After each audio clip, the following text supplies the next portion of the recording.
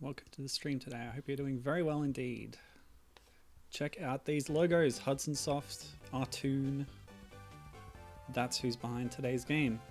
Pinobee and Phoebee, if you cannot read that. This is the sequel to Pinobee, Wings of Adventure, which was a Game Boy Advance and PlayStation 1 game in 2001. This is 2002, and today I'm playing B games because it's, well, depending on how you reckon it, it's the first day of spring in the Northern Hemisphere, which is not where I am, but it's quite warm today. Come on, what's wrong? Okay, cool, everything's working, great. So, how's it going? Bees! They're fascinating. I'll tell you some bee facts as we go on. But first of all, this is sequel to Pinobee, which was Artoon's first game after their formation. And I'll tell you about them later too. This game is widely reported as being exclusive to Japan, but by doing a little bit of searching, I found a box art that seems to be from France, so I'm not really sure, but I couldn't find like a ROM for the French version, so we're stuck with the Japanese version. It's going to be harder to read. I can read this, Atarashiku Hajimeru, start from new. So that's what we're going to do. It's obvious anyway from context, but anyway. Mukashi Mukashi, a long, long time ago, or like once upon a time. Oh, this is going quickly. There's a bee doctor, Hakase, and he created a robot bee, who is Pinobee. And also, I guess they'll mention in a minute that he also created Phoebee, Pinobee's sister. And if you didn't pick it up from that setup and the name Pinobee, it's a take on Pinocchio. Yeah, here we go. So here Phoebee is being introduced. She was a supporting character in the first game, I believe. But in this game, she takes the co-star role. So you can play any level as Pinobee or Phoebee. And we're going to pick Phoebee, of course, because girls, yay! And also, one thing I want to talk about later is the depiction of bees in media and how really any bee, or for that matter ants and wasps, that you ever see really doing anything, that's going to be a female for the most part. It depends on their specific species and behavior, but yeah, especially in the hive, eusocial species. Drones stay in the hive and don't do anything, and those are the males, and all the workers, they're females. But yeah, we will talk about that later. So I guess the evil, what was that guy? I don't know. Maybe a cricket? They seem to be bad guys in a lot of bug media for some reason. Attacked Phoebee. Pinobee gave up something, or collected something. Oh, maybe this is summarizing the first game. He collected something to restore her. I don't really know. Who cares? Together, heart, Sagashi no... Ugh, see, it's way too fast. Hakase no Iya, this is the professor's house. Gibbon saying he didn't pick up on the Pinocchio parallel. Well, one of the endings of the first game, and the first game has many different endings, is Pinobee becoming a real bee. Turning from a robot to a more natural looking bee, like the professor here. So he's gonna teach us the simple techniques of the game, I think is what he's saying. A to jump, and then you press A again in midair to do a dash. Furawa ga herunja. And harapeko. What does that mean? Blah blah blah blah blah. You can get multiple dashes in the air. That's the main kind of mechanic to get around. Phoebee has slightly different mechanics to Pinobee, her brother. I guess they have kind of a Rockman roll situation.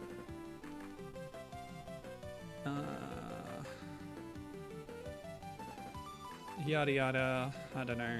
Get the gems. Yep. Oh, that's a save point maybe. Change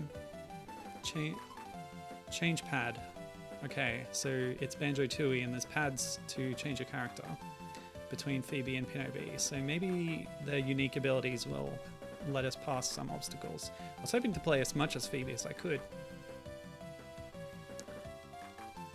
Okay. Poyoyon Mura.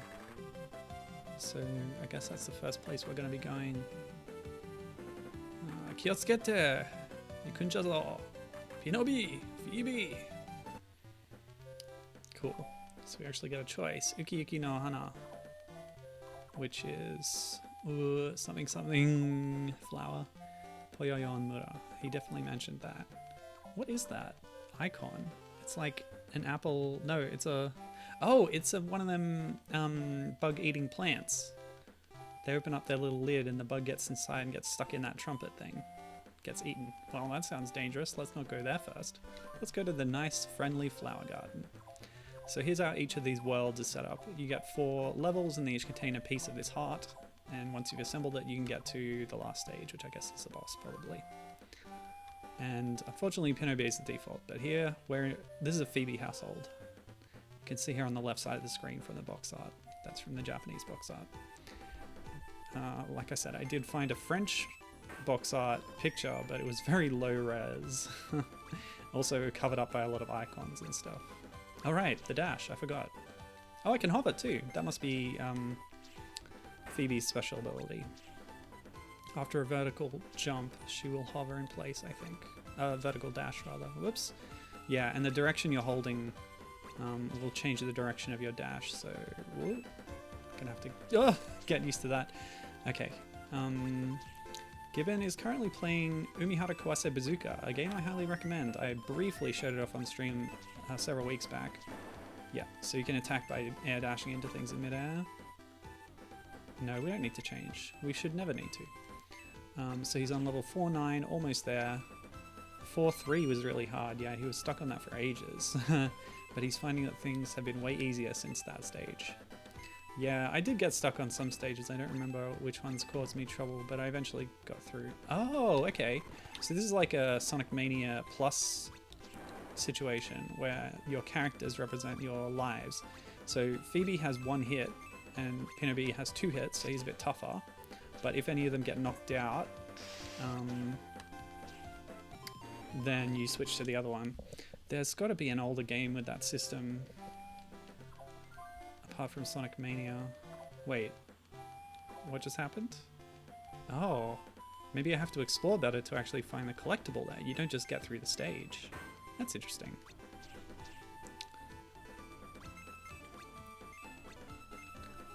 Ooh, that's sparkly.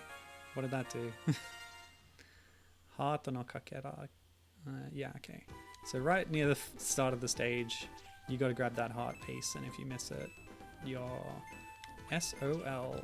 That is simply off your locker. That's right. Oh, I need CDs because it's the 2000s. I miss games where you collect audio tapes and videotapes. Tony Hawk. That wasn't a Jet Set Radio thing. No, I'm conflating it with Tony Hawk. Maybe Tony Hawk's the only one. Do you collect them in like Gex or something? He seems like a videotape kind of guy. Right. So let's talk about the game. It looks really nice. I love the pre-rendered style to the sprites. The backgrounds are also quite lovely for now. In the flower garden anyway, we'll see how things go. What's all this? NPCs to chat to. Kokanikuru. Dachu. Daki. Sure. Sounds great. Oh, this thing, I guess this is a spider because it has 8 legs and a moustache, so he lives in this webby place with a mailbox nearby, and he seems to have dropped his glasses. So I guess he's saying if you find them, please return them. Meganet. So there's other optional objectives, I guess. The original Pinobee had this mechanic where you would meet NPCs in stages, but it was the same one every time. Oh, that's a monocle. I better go return it. And the ending you got at the end depended on how many times you had saved this NPC. If you attacked them, you got a worse ending.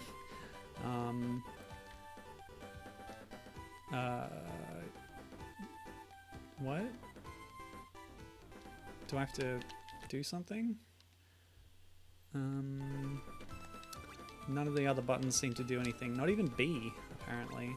In a game for Bs, the B button is ineffectual at this stage. Maybe that's only half. Maybe I need, because it was one lens, I assumed it was a monocle, but yeah, maybe we need to get 2 of them. Or I'll say, he's just SOL. That is simply, what did I say before? Never mind. Okay, what is going on here? Oh! Just broke into the hitbox of that block, but oh well. Oh, hang on. Maybe I can read these signs. Nope. Oh, I can press up from standing to get into hover mode, but you can't really do much while hovering. You can gradually move. So yes, I'm holding up, I raise slightly. Maybe I can power that up later in the game or something. Watch out for that. Also, I don't know what half these pickups I'm getting are, and I haven't found the heart. I assume that I need the glasses to get to the spider, which will then open the way to it. That's how I would do it if I was designing a game. No, I don't know, probably not. Maybe pressing up would let you do a sort of standing dash rather than having to do a short hop, but I don't mind doing a short hop. Yeah, oops. Yeah, aerial control's a little tricky when sometimes you go into hover mode when you weren't intending to. Oh, there we go. Bopping between 2 balls, that's cute.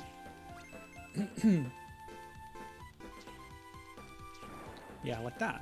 Oops. Yeah, what are these things, do we reckon? It looks like a battery, sci-fi style. And I am a robot. It might restore my health if I've lost any, but not a problem for Phoebee. There we go, I was right. Kumoji... Oh, Kumoji-san. So like the old man spider. Glasses, Subite... Yeah, blah blah blah blah. That doesn't really indicate that it's only half in the text, but I guess it's obvious from the sprite. Right, so I haven't played the original Pinobee. I watched a speed run, and that's about it. And I don't even remember everything that I saw in that. Oh, I can see again! Hooray!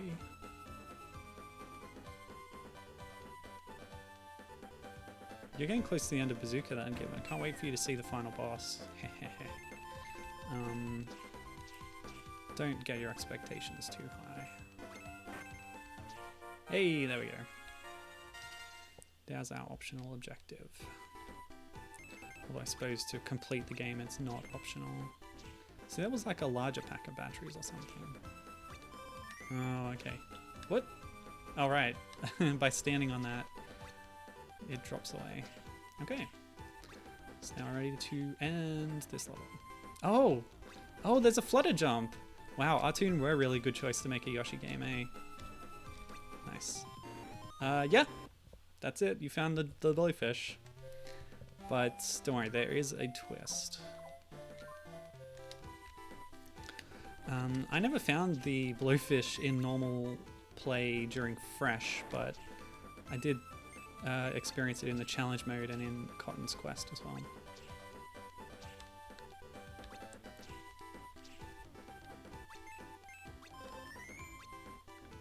So yeah, a lot of content in Bazooka is reused from Fresh. But there are some new enemies. And some which you have to make use of the new mechanics to defeat. It's like this air stomp thing. It doesn't really get used much, actually. It seems a little bit glitchy, to be honest. But anyway, this is not the Bazooka cast.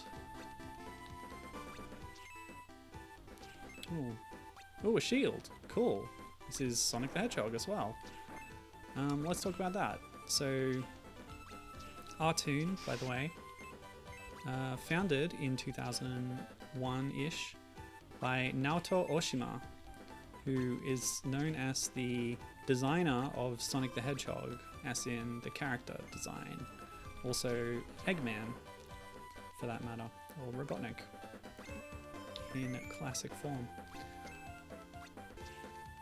So at a certain point, Oshima, along with some other Sega employees, including, from what I've read, a significant portion, or you know, some of the Panzer Dragoon staff, split off, made their own company, and that was Artoon. Okay, I don't know what all these things are doing. CDs, batteries, all these pickups.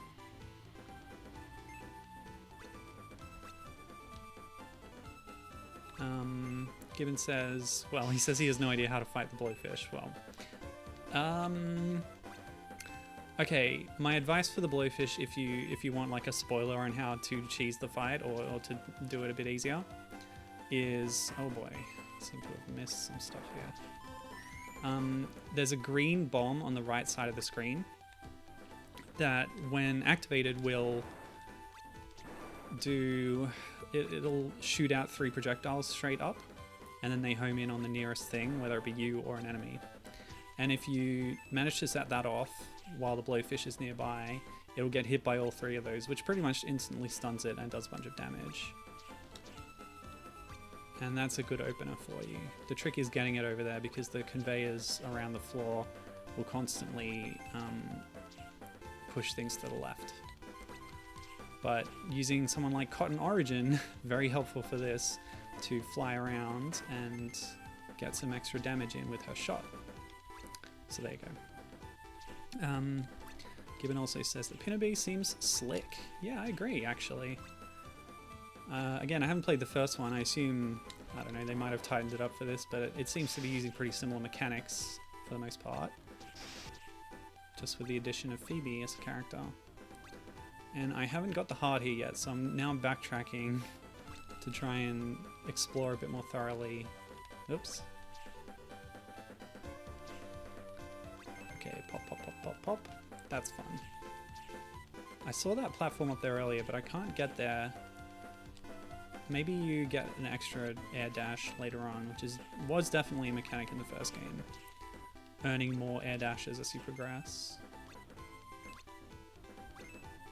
But for now, yeah, what is with this? Surely there's a way to read these signs. Come on. I don't get it. Oh well. Okay, change pad, don't need it ever. You know what, I guess we'll just see if he works differently. Okay, he doesn't have the hover.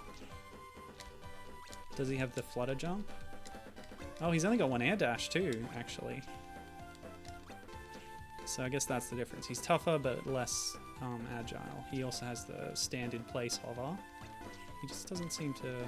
Maybe once he has 2 hovers, he'll hover... has 2 air dashes, he'll hover in place in midair as well. I assume that's how it might work. Oh, I need that. Maybe. I don't remember. Give me the gem. Also, we seem to have a counter for flowers. It's probably our minor collectible to get to a 1-up, probably.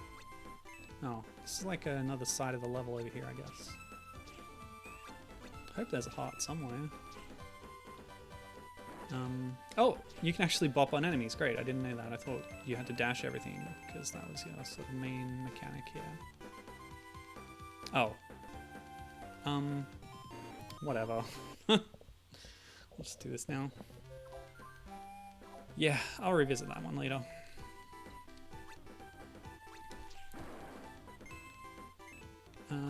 Yeah, so Artoon, they're pretty cool. Naoto Oshima, you know, made this company after leaving Sega. They made a few games, some interesting, cool stuff. Before too long, they were acquired by AQ Interactive. By 2010, they had been completely absorbed into AQ Interactive. And then not too long after, AQ Interactive themselves shut down. They went defunct. and so that was not good for the staff there. But luckily for them, Oshima then went, you know what, that didn't work out too well, let's just start a new company again. And I guess hired a lot of the same people. I'm not sure on the specifics of names, but our Zest is definitely the successor company to Artoon. Okay, so here we've got a different shield. Sonic 3 style. I don't know what the difference is between the different shields, but yeah, maybe we'll find out.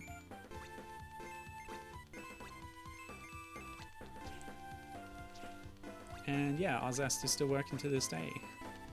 Whether it be making new games or doing some bit of contract work.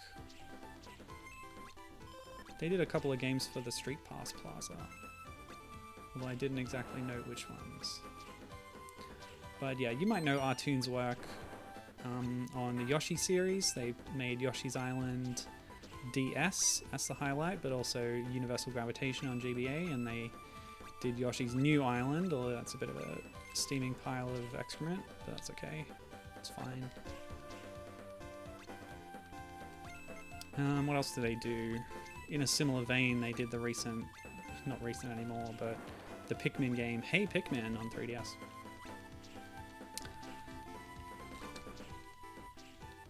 It's got a lot in common with, oh hello, some kind of cyber fairy. Oh, the blue fairy. Looks a lot like Knights, actually. But yeah, there's your additional Pinocchio references there. So Best Star is the name of the enemy guy. There's a barrier over the stage. Yeah, I know this. Get the heart. Seems like self-evident information, but okay. Cool design on that character. Hang on a second, I still haven't got that dang heart. Oh man, I'm not doing well with my platformer skills here. Exploring stages. Let's just hop over here for a bit. I'm not going to get all the way through this game by any means. I've got more B games to play later.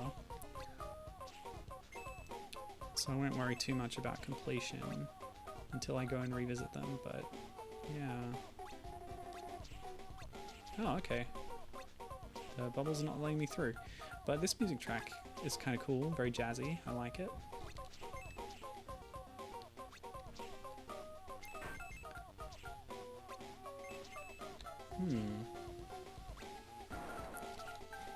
That little obstacle there might have guaranteed the use of Phoebee.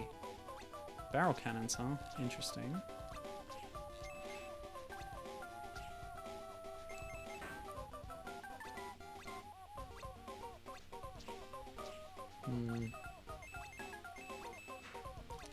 It's that problem, you don't know if the way you're going is the correct way to get to the optional collectible, which is not so optional if you want to actually get completion. Oh, hold on, I've just noticed something. Every time I air dash, I lose a number in my counter there. And I just got 3 from beating the enemy, so I guess you need flowers to do the air dashes. Huh, okay. They probably would have explained that to me if I could read Japanese better. Oh, well, I guess that's a one-way gate. Alright, I forgot. I don't need to dash into things. Oops. Because I can bop on their heads. Except if they're to the side. That hitbox was a little odd. Okay, that just died. Alright, here's something different.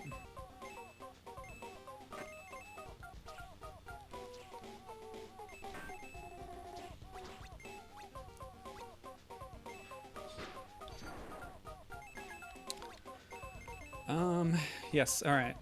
Let's see.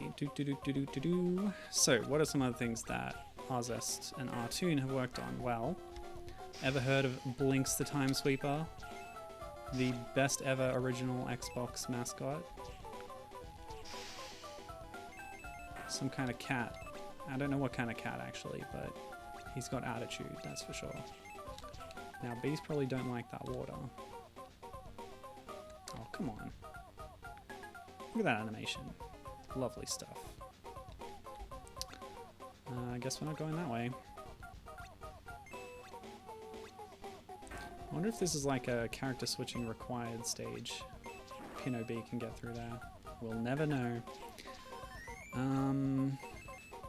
What else did they do? Yeah, so I mentioned Yoshi, the Yoshi games they worked on. They also co-developed Blue Dragon for Microsoft with the Xbone, what was it? Xbox 360, I think that was on, with Mistwalker, which led into its own franchise. Okay. I'm almost at 100. Oh. Well, I saw the heart gem, and now I know where the exit is. So I just have to get there. See? There it is. Taunting me. Yeah, Gibbon says, this is very Sonic-ish, and I agree. Aesthetically, it's drawing from that, isn't it? I don't know if Oshima did the character designs for this, because the other thing about Pinobee and Phoebee is it's very poorly documented online, especially on the English-speaking internet. So most people think it's Japan exclusive. It might have been released in Europe too, but I cannot confirm that. But as a result, we don't have a credits list. I could have looked up the credits for the original game, but perhaps I'll leave that as an exercise for the reader, to see just what Oshima's involvement in this project was, or rather the series.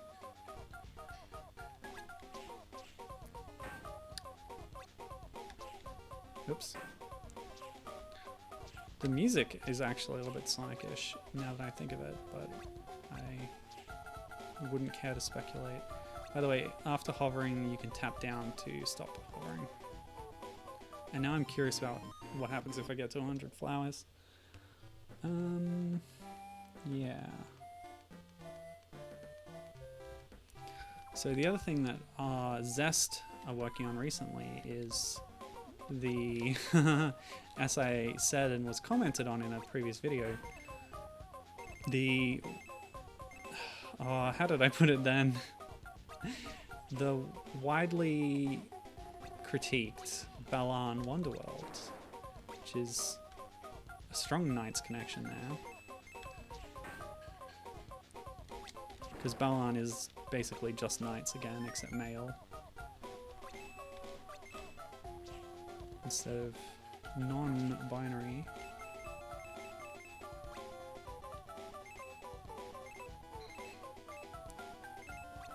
And yeah, Arzest is behind the development on that title, which contributes to... Whoopsie, okay. Contributes to that reputation in certain circles for mediocrity. I wish I knew what those CDs were. Okay, so we've got to 100 and can confirm the 100 is just the hard limit of how many flowers you can carry. I didn't get an extra life or anything, but hey, you know what? I think that means that life counters aren't even a mechanic to worry about in this game. Maybe. I hope not. Yeah. Any game that eliminates the need for lives is getting a thumbs up in my book. I want to know when I unlock more air dashes. Alright, here's another friend, a little ant. Hello.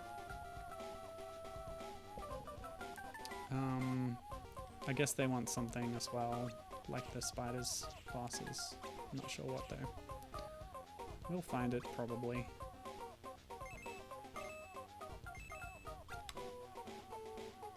Don't know what that is, but I want it. Yes. Oh, a shield, that's right. The blue one.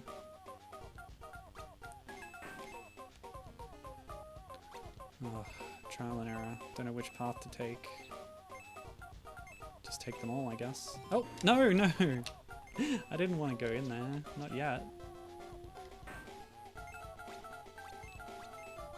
I don't get that. Why it's so sort of easy to complete a level, but... or rather to finish a level, but much harder to get the stuff you need to properly beat it that lets you go to the boss. To make real progress in the game. Alright.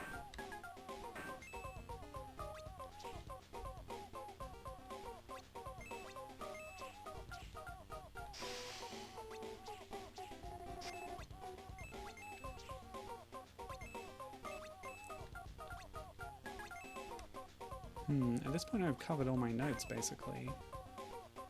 So let's do a bee fact, shall we? Just scroll down here. Whoopsie. Let me tell you something cool about bees. So bees have all sorts of interesting behavior.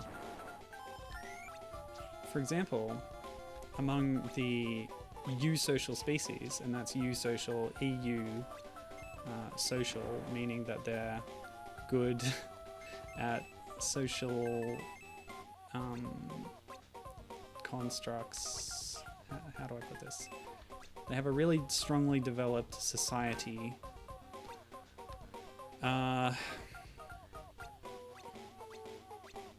Yeah, so there's communication between members of the hive, and one thing the bees love is pollen from flowers, and they use that to make honey. Flowers like this in turn because if bees are spreading their pollen around, then it lets the flowers reproduce. That's how that happens. Because they're carrying pollen on their little leg fur bits, which is how they do it. They've got little hairy legs, and the pollen sticks to it. And while they're carrying that around before going back to the hive, they visit a couple of flowers, and in the process, I guess there's some spreading, some transmission, dropping off some of the pollen from flower to flower. Okay, so here's another little ant buddy.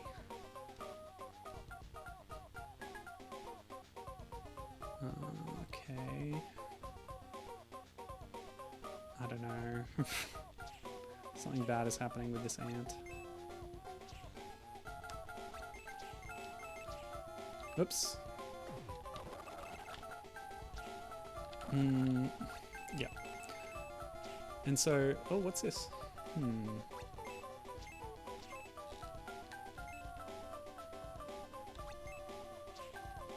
I need to respawn these bubbles, that's what I need to do.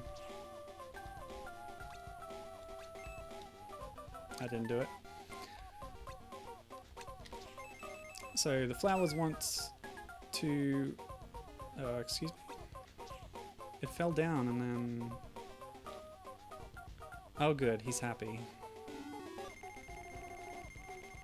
Well, they're happy. And the plant grew and I picked some raspberries or something. So is that all I needed to do? Or is there more ant-based quests to undertake? Guess there's only one way to find out. Yeah, so it's a mutually beneficial arrangement for bees, they get to eat, and flowers, they get to reproduce. And then in turn, the bees, since they're communal and social, they go back to the hive, at least honeybee species that do this. They go back, they communicate to their fellows, and again, all the bees who are doing this are female exclusively. Okay, so I didn't want to go down there just yet, because I want to check out, but I can't make it up there either, so let's just rewind to when I was up there. I want to continue climbing this a little bit, because I saved that one, or I helped that one soldier ant over there, who I believe would also be female, from what I've read, on these kind of insect dynamics. Basically anything in the Hymenoptera family or order or whatever it is, they work in similar ways in terms of their social dynamics. Yeah, so anyway, the bees communicate with each other, and the way they do this is really interesting because there's a kind of bee dance, kind of cross between sign language and interpretive dance that the bees do to tell other bees where to find some nice flowers to go collect pollen from. So there you go. That's bee fact number 1. Interpretive dance as communication. Okay. Got a little puzzle here.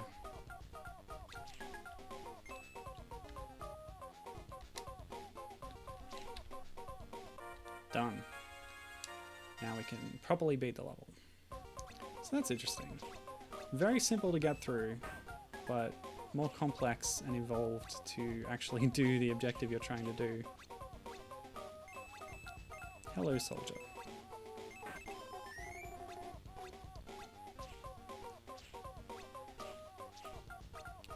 Right, now, where was that ending portal? Perhaps this way. Ah. Oh. Huh? Yeah.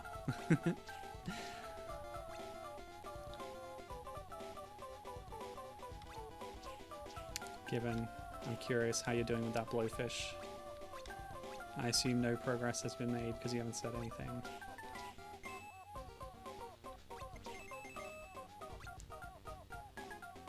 I've definitely been here before, but is this... Yeah, okay. Oh, no. Oh yeah, this is where that plant was. Ooh, he's got it to half health so far. Yeah, it's tough. I had to do many attempts on the pufferfish boss.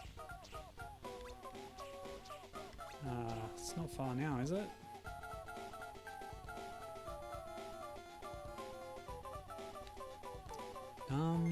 Wait. Okay, further to the right. No? Oh man, I'm lost now. Thought I had a handle on navigating. But I've become unstuck in time. Hold on. What level is this? It was at the bottom, wasn't it?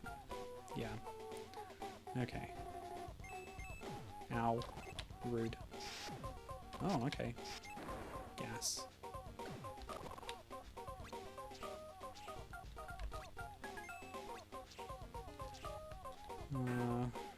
Tell me I'm going the right way.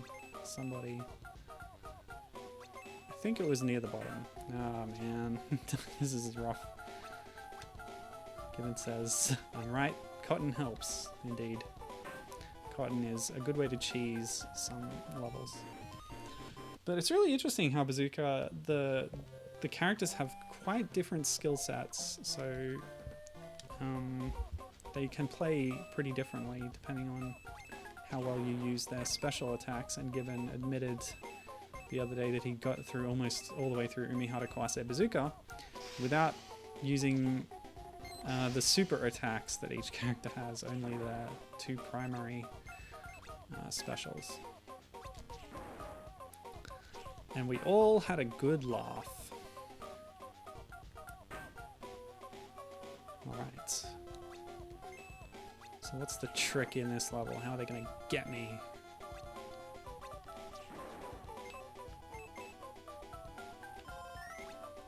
Tell you what, I love having 2 air dashes by default. But I can't wait till I upgrade more. It's such a cool mechanic. Given it's still mostly just using the primary specials. Yeah, that's fair enough.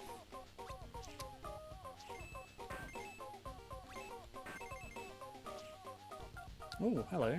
Some ladybugs. Tasukete!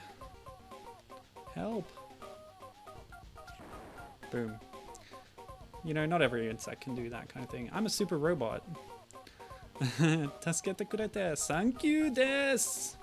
Thank you for helping me. Burage. Kega. I don't know. Something. I'm gonna give you a present, and it was a dandelion scene. Kaze no tane. Ta. Ho? No, that's ne. Sorry, difficult to read this font. So that's a wind seed, is what they call it. Dangerous zone. There's a dangerous zone. So this guy speaks in like broken English loan words. Apparently, this is it's kind of a trope in some Japanese media. Mondai na shingu. Nashing? Anyway. Oh man. don't know how to get through that. Maybe we unlock new abilities later in the game and then can revisit older stages. That could be a mechanic potentially.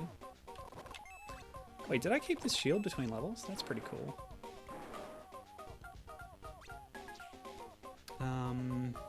Gibbon, yeah, so Gibbon's saying that he's playing as the Queen, Queen Donna Dostine in Bazooka, who is a supporting character from Fresh.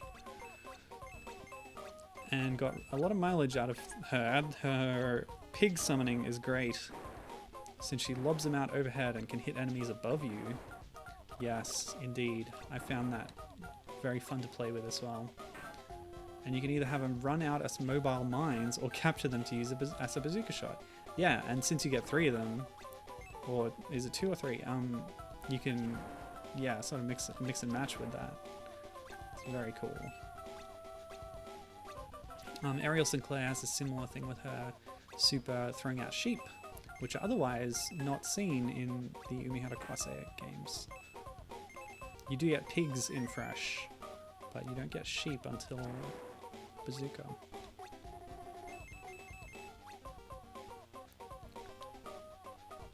Oh right, her regular special is summoning 1 and the super summons 3. That's right, I remember now. Alright, so we found the exit. We'll have to remember where that is for later. And again, question marks, I don't know. Maybe Phoebe can't read because she's too young or something, and we need Pinobee to read the sign. Alright, okay.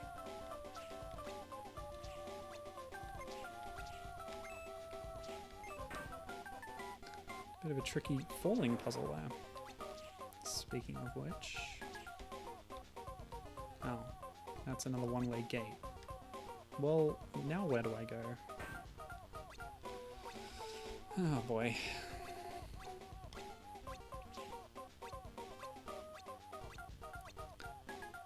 It's gotta be used for that wind seed, right?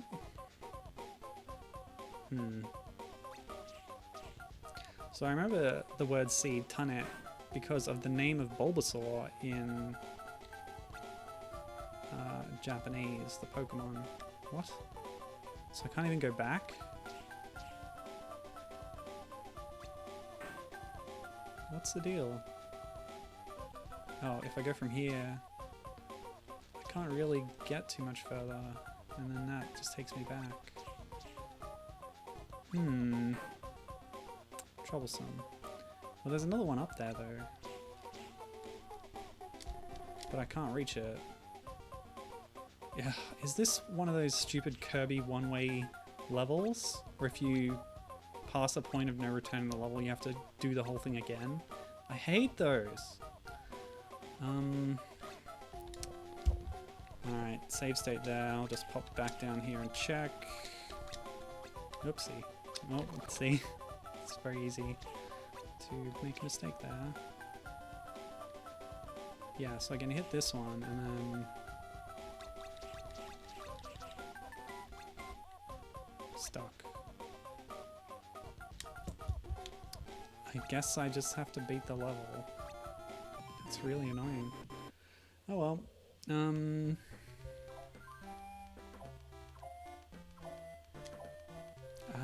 Yeah, I'll go back there. I'm digging the music. Hey, there's something new. Wait, so that they intended you to do this? That's weird. So this is like, I guess, Jiminy Cricket or something. He must have been in the first one too. So with our new wind seed, dandelion seed, we're gonna hit the A button to float upwards. Whoa, okay, look at that animation. That's not pre-rendered. It completely doesn't match the rest of the game. Very strange. So we have to be very careful here, apparently. Very precise to get through these gaps. Yeah, there it is.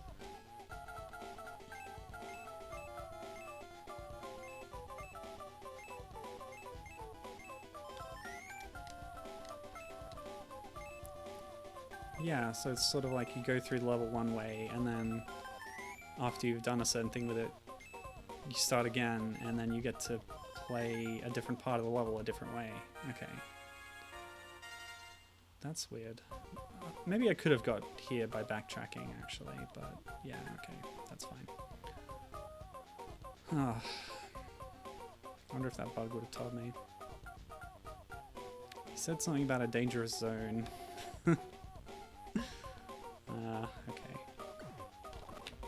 Let's give it the benefit of the doubt and just assume that we could have done it that way. Oh my gosh, this is really tricky.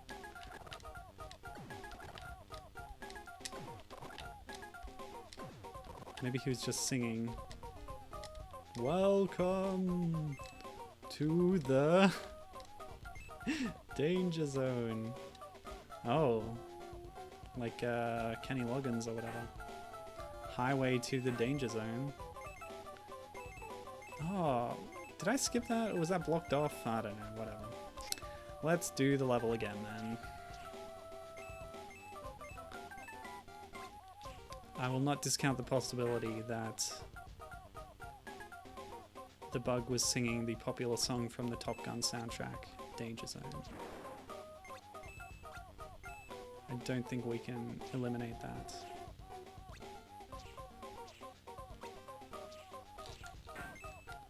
Coolio.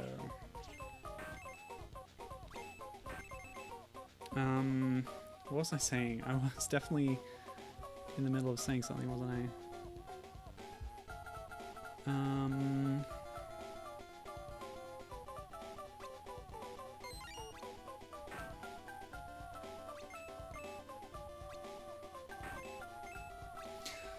Oh, it's gone.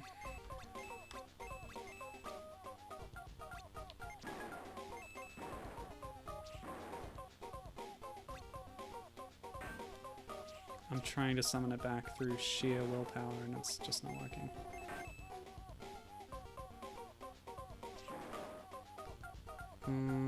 Oh yeah, the Pokemon.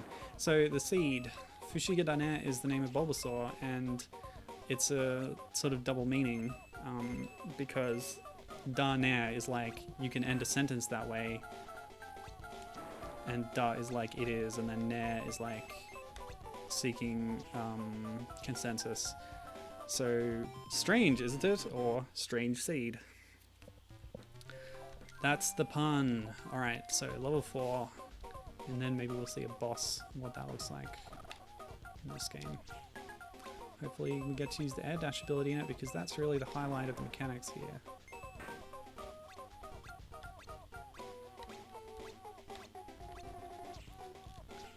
So I do like exploring these levels, but without a map and without, you know, a lot of recognizable landmarks, because it ends up looking a bit samey, it can be tricky to navigate some of them, but that's alright.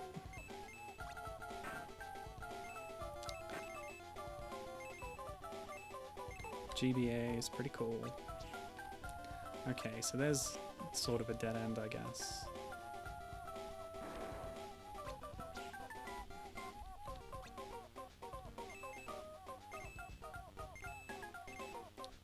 Barrel maze. Oh, what? Okay. Whoops. I tried to do the flutter jump and it didn't quite pull it off. I think you have to... yeah, I guess you need to hold it a bit longer. Is this whole area just dead end then? For now? Where else could I go? Ugh. Well, that doesn't help. Oh, maybe I can hit that one to the side. Like so. Wait. Well, that was the one to the side, I think. Yeah. So you land off that and then go here. Yeah. So that's bunk. Bunk, I say.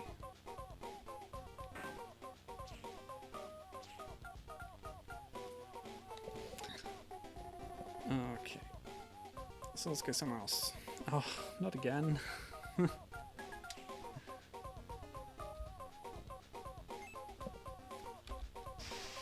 Evil robot bugs, not like me. I'm a good robot bug.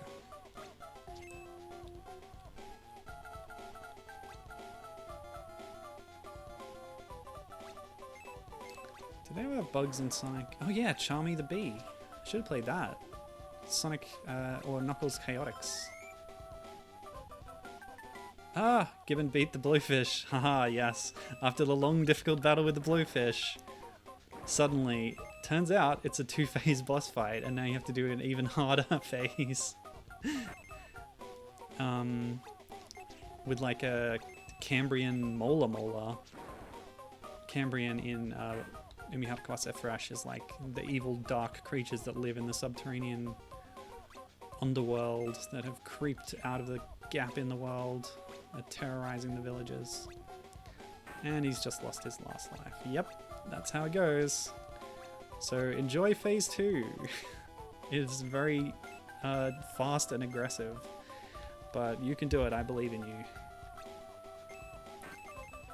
Feels like you beat the bluefish faster than I did. Aha, we have a different shield now. Now I believe this shield is actually timed, but makes you completely invincible while you've got it.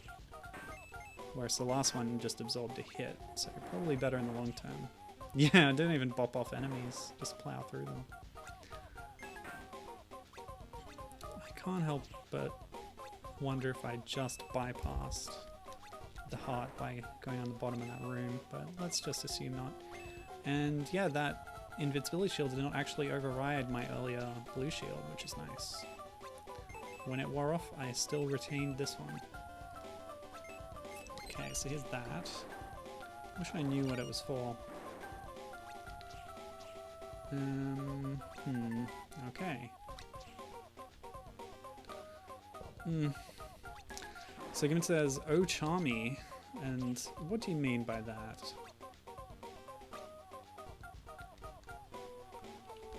Is Charmy disliked in the Sonic fandom? If so, probably because of Sonic Heroes where he starts having dialogue. Wait, is he even playable in Chaotix? You'd think flying would break the game, but anyway. Blah blah blah blah blah. Chuck chuck.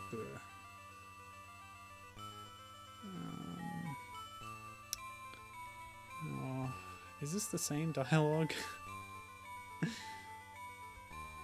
You're not very useful, Blue Fairy. Oh great, hang on. No, I don't have the heart.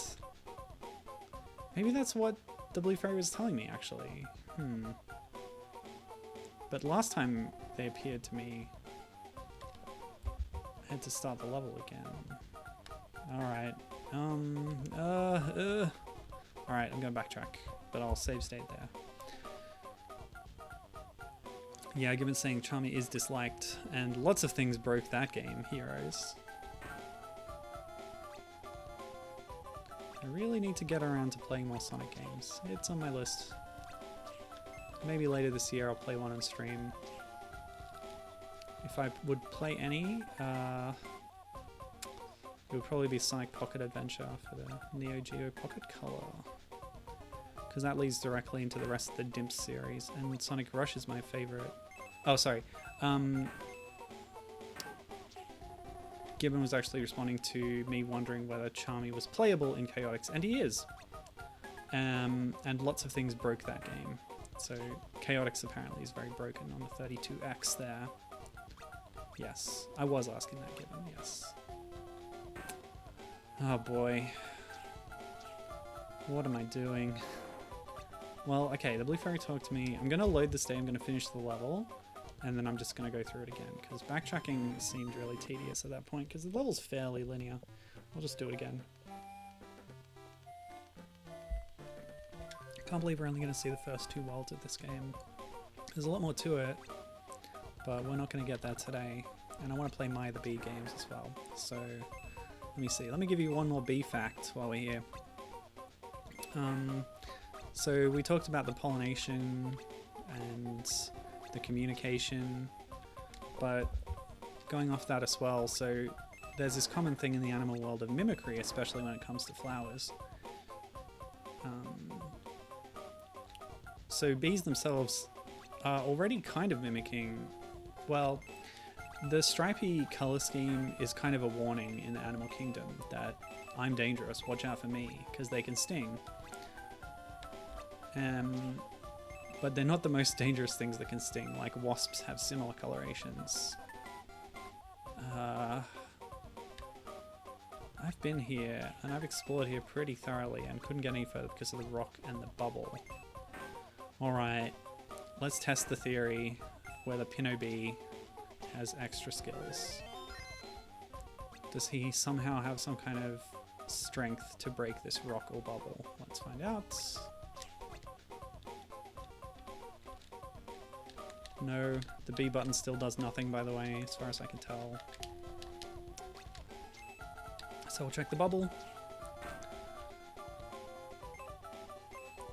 Yeah, so the coloration is interesting because you don't actually have to be dangerous to have that coloration. So you get things like flies who mimic bees to try and trick other animals into not messing with them because they think they're going to get stung if they mess with the fly. But really, the fly's not going to hurt a fly.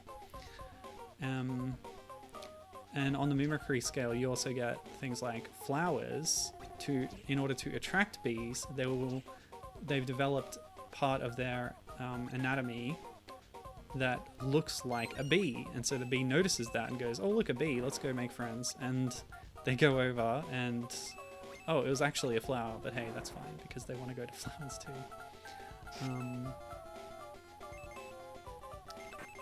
Oh, is this?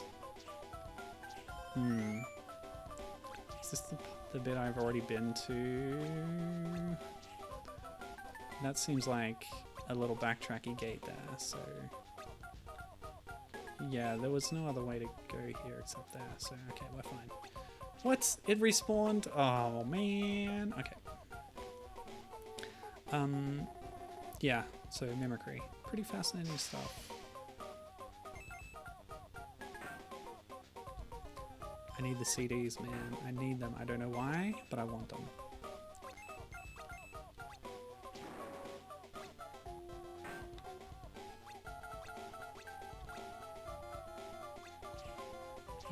I feel bad about this. I think... Nope. This is just an empty room. Oh! It was just there! Oh my gosh! That's infuriating. Okay. We got all the heart things, so we remade our heart or whatever. You know, that's great and all, but I feel kind of ripped off. Or cheated.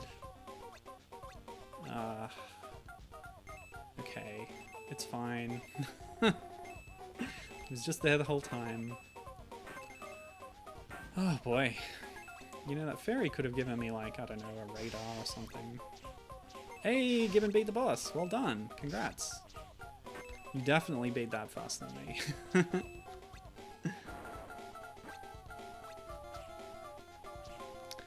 And yeah, we're actually going to get to see a boss in this game.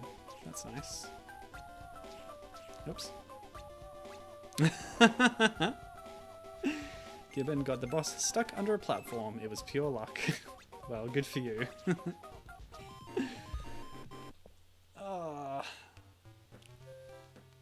Right. Boss time. By reclaiming our heart, we've dispelled that gas, or mist, or whatever. Whoa, rad! Look at that thing! I've seen this screenshot. Kamakita. No credits? Really? Huh. I guess you're right. Is there an option for credits in the settings or something? I don't know. That's odd. 5-4. Oops. 3. 2. Uh-oh. Psycho Mantis. Splitting it to 2. Ninja Star. Which one's the real one? Oh. Okay, I need to get out of the way.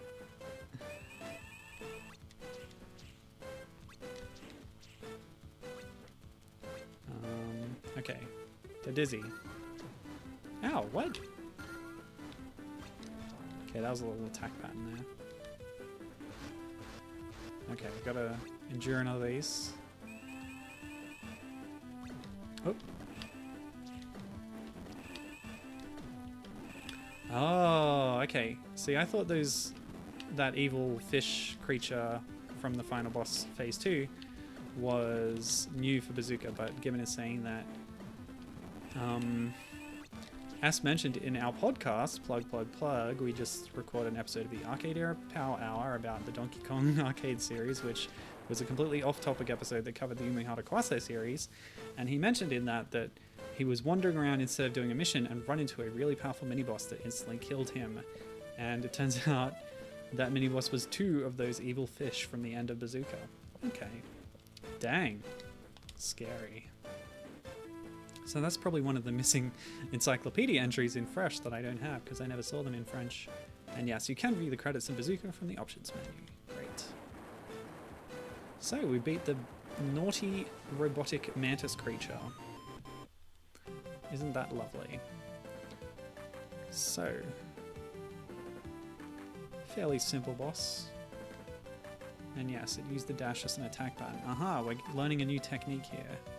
And we can see that Pinobee and Phoebee will have different applications of this. So we finally get a use for that B button to use a super dash. And that will break the rocks. Great. And, oh, okay, so Phoebee breaks the bubbles. Pinobee breaks the rocks. There you go. They've finally explained that mechanic and how you get around that thing. So let's test the super dash out a little bit, but I do want to move on to my other B in a minute. Oh, look at that. Okay, and that's even separate from your air dashes. So you can do 2 air dashes and then a super dash, and that's a separate little lightning bolt thing. However, it does use 10 flowers, so I guess you can't use it too much. You know what? I want to see what happens when you run out of flowers.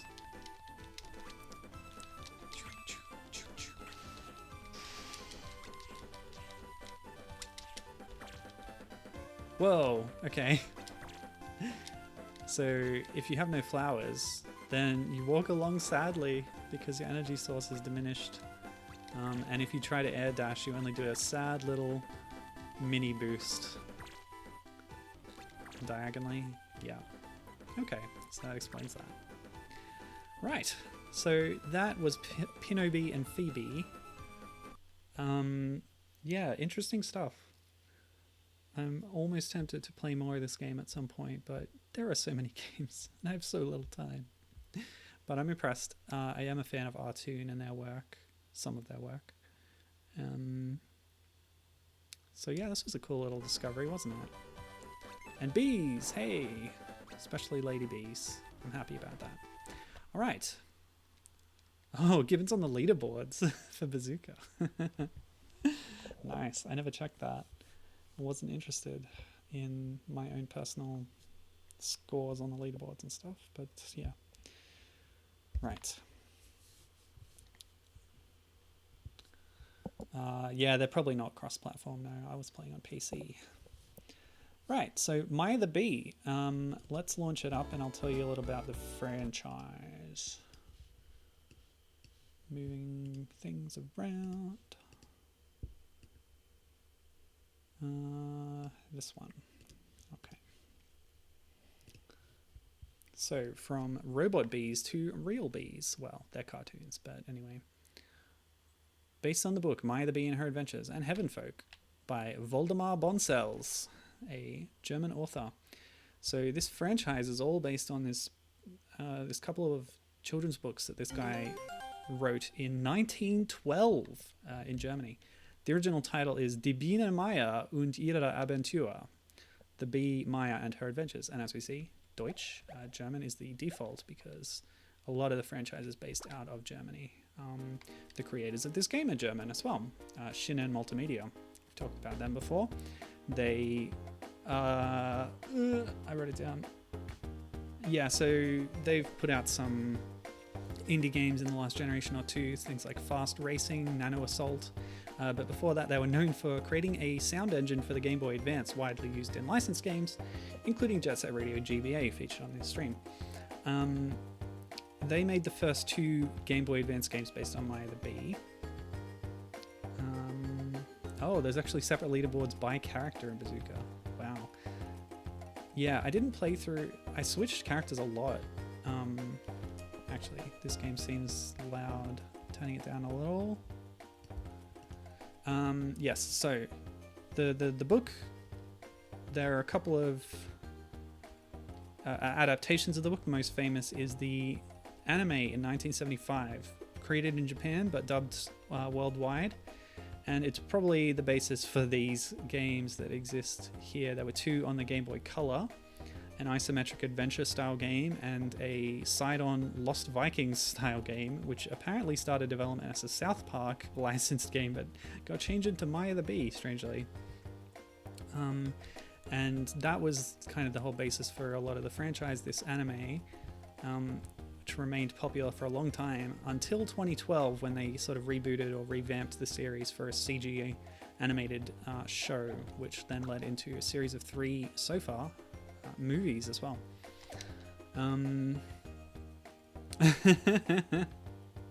Gibbon can't wait to see me play Buck Bumble. Well, I did mention before that the sub-theme of this bee stream is female bees to, well, I guess kind of leading into International Women's Day next week, but just they're more realistic to have women bees doing all the work. Buck Bumble would pair up pretty well with Pinobee because he is a robotic bee as well. But yeah, that's something I've never really played or seen before, Buck Bumble. I just know it exists. It's an N64 game. Alright, so let's get started. Normal difficulty's fine. Don't think this game is going to be too much of a challenge. And here, Maya, your friend Willie has probably gotten lost during our school outing. So this is the teacher, I guess. You have to find him before night falls, but as you know, the queen only lets you search for him if you don't get caught by the vigilant guard bees. The guard bees who are running around may hurt you with their spears. The flying guard bees can be chased away by jumping on their heads. Flip will accompany you during your adventure. Hopefully nothing has happened to Willie. Good luck! Okay. Oh, so cute. So right away we can see one of the reasons that I was initially interested in this game at all, in these games, the next 2 in the series follow on the graphical style of this one, is because, well, you just have to slap the words slightly reminiscent of Yoshi's Island on front of anything and I'll be way into it. But yeah, look at the art style here and tell me that you don't get a little bit of a vibe from that Super Nintendo classic. And I'm dead into that, so that's cool. So can Maya fly? I am a bee. Can't seem to... You have a lot of camera motion here. Anyway, we'll just bop on that guard because, hey, we're all members of the same hive, but apparently I can assault people like that and get away with it. So my current theory from just that piece of information alone is that Maya is a young queen in training, because the queen does occasionally lay new eggs that grow into new queens, so she would have been fed on royal jelly from birth in preparation for that, and then they will go off and found new hives possibly, and if there's multiple queens they get together and they fight to the death to decide who's going to be the new queen. But queens themselves only live for a few years, so maybe the old queen's getting old and needs a replacement. Oh, secret! Yoshi's Island definitely had walls like that you could enter. I wonder what these flowers are for. Oh well, we'll find out, I suppose. Oh, okay, so hitting that spear does take away one of my health honeycombs, which is a lot like Banjo-Kazooie. Oh, I didn't know that either, actually. Given telling me that Buck Bumble was made by Argonaut, the creators of Star Fox, and Croc. Oh, Willie's here again. I guess Willie acts as that checkpoint, perhaps? I wish I could fly or something. I feel bad not being able to use all my bee abilities to their fullest, but hey, it's just a simple platformer. I don't really know if Maya can fly in the series. I'm just remembering what I've read on Wikipedia, and I think one of the points that they make is that there's a part where I feel like she uses her wings at some point. I don't really know, but that's fine. For the purposes of this game, Maya cannot fly. After all, Phoebe could only dash, but she was a robot as well. I assume that Hakase Hachi could fly.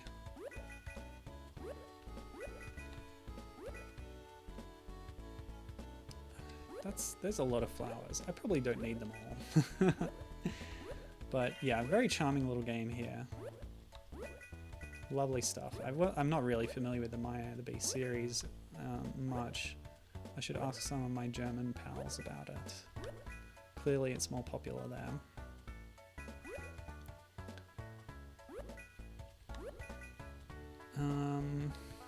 Yeah, there's some interesting like editorializing on the Wikipedia article for the series, saying like, oh, there were these sort of pseudo-fascistic undertones to it. And then there's all these notes on it saying citation needed, citation needed. Yeah. But it's not unusual for children's media to be some kind of morality tale about some sort of social thing that the author thinks children should know about. And I think the main argument for Maya was that it was about community and being like, you know, part of the hive and fitting in, and how being individualistic is not is kind of doomed. Maybe I'm putting it too strongly, but yeah.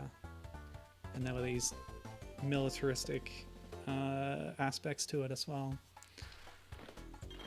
Anyway, it's fine. It's just a cute little show about a bee who, you know, maybe you don't have to think about it too hard. After all, it does note as well on the article that some of these elements were toned down in the adaptations. 4 of 9 secret rooms discovered. What is this, Wolfenstein 3D? Oh, I didn't get any super flowers. I want them. Oh well. Try it. Oh, we get a Yoshi's Island style bonus game even at the end, so I didn't do it. I'll try again. Get 4 times. That's the teacher. I haven't seen any that match yet. There we go. Super, you found 2 identical honeycombs. Oh wait, I'm still going? Okay. Oh, oh, did I see that guy before? I don't think so. Too bad.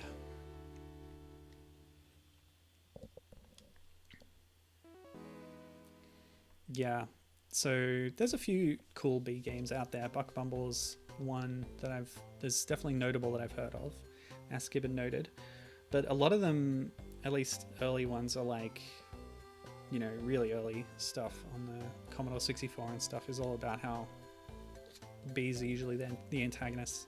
So it's not as often you get them as the protagonist. There's a bee movie game on like the DS, I think. Anyway, you've passed your first adventure. Jump on the bonus flowers and collect the grains of pollen. With them you can put your opponents out of action for a short time.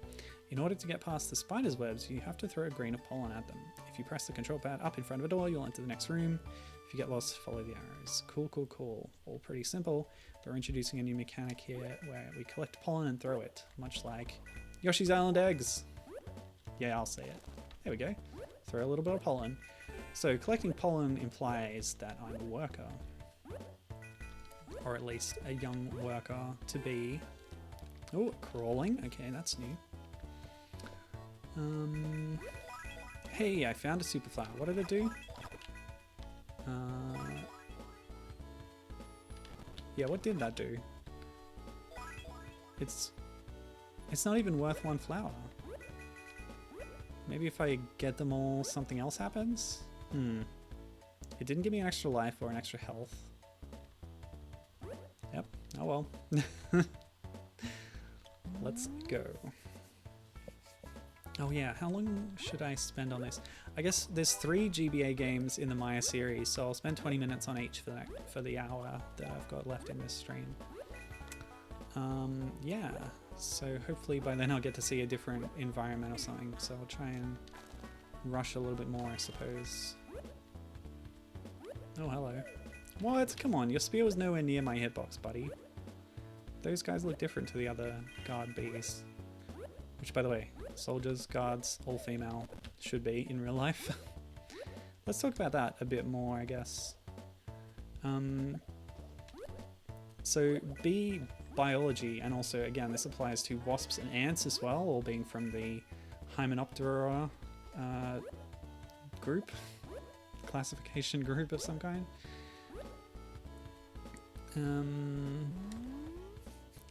And yeah, so the interesting thing about the way they reproduce is that they're in this biological category called haplodiploid. So like reproduction is often haploid or diploid, and that tells you like how many is it chromosomes they're taking from their parents. But bees, and again other Hymenoptera species, have this interesting way of doing things where a female, or at least an egg-laying female, which is usually a queen but can be done by others. And by the way, misconception, bees are not all hive-based, community-based species. There are such a thing as solitary bees who lead independent existences, and this depends on the species. A lot of Australian native bees are solitary and they don't have hives, but you can have these things called bee hotels where they live inside little holes in trees, but you can get some kind of wooden thing for them to live inside. Yes. Yeah, so the haplodiploid thing means that there's two kinds of creatures that can spawn from a breeding bee. If they have not fertilized the egg and they just lay it as it is, and it's essentially carrying all of their genes onward with no collaboration from another member of the species, then it becomes a male who is a clone of the mother, kind of.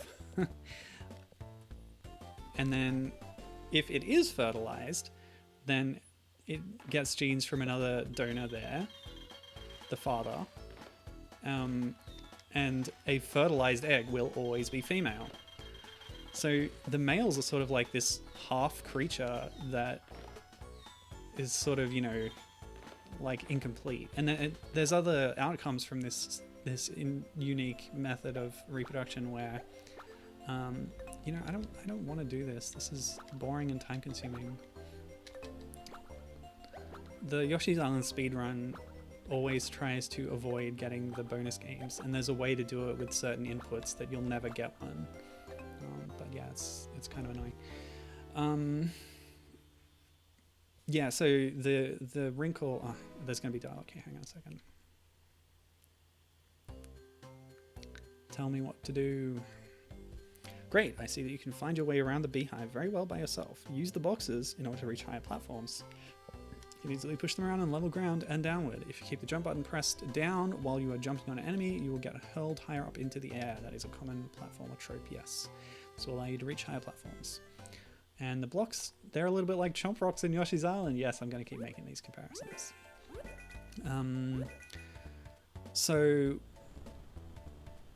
Yeah, the quirk of this method of reproduction means that you get these situations where, like, the way it was explained to me through text on Wikipedia is that bees can, you know, bees that reproduce can be genetically and biologically closer to their sisters than they are to their own offspring, because they share 75% of their genes with the sister, and that's called super sisters, which is pretty cool. I wish I had a super sister.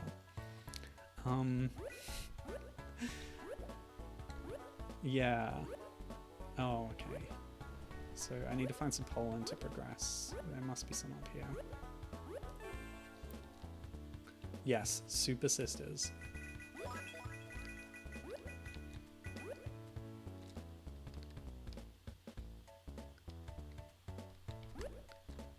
Anyway, this is incredibly charming. And the music is nice. Here's the pollen flower. And if you're really hardcore about this, there's a lot of secrets to find.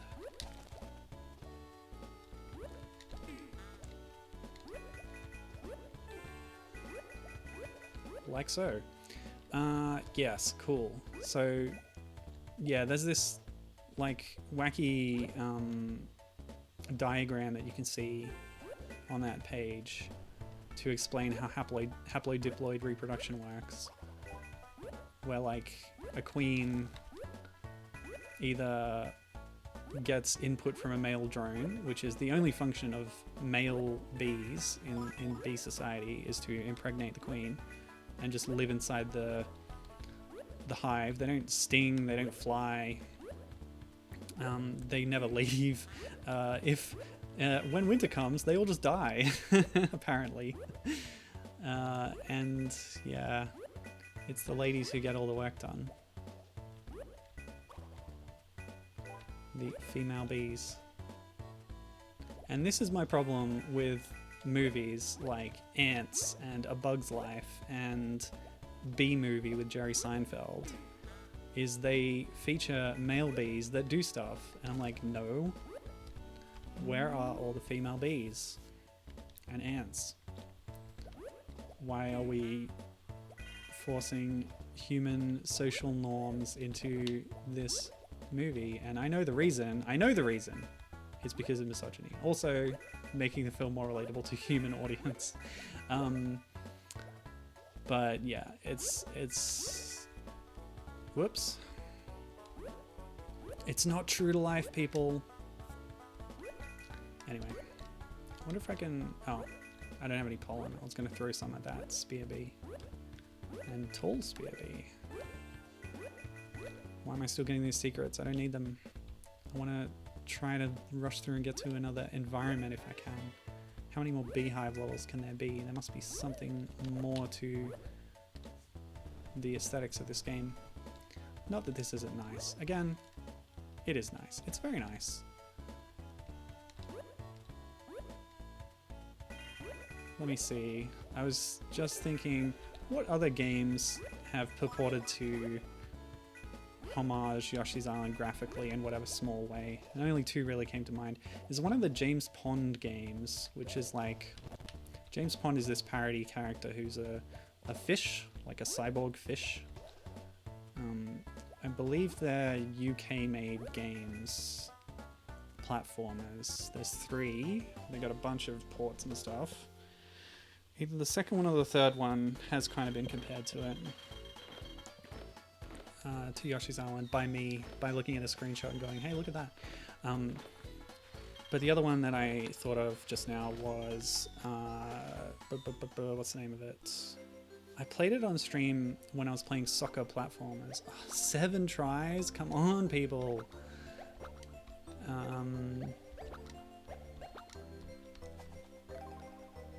It was the David Beckham Go-Go Adventure on Soccer Island or something, which was an awesome, charming little game where you're kicking a soccer ball around. You're this extremely chibi little David Beckham kicking the ball at enemies and stuff. It was beautiful.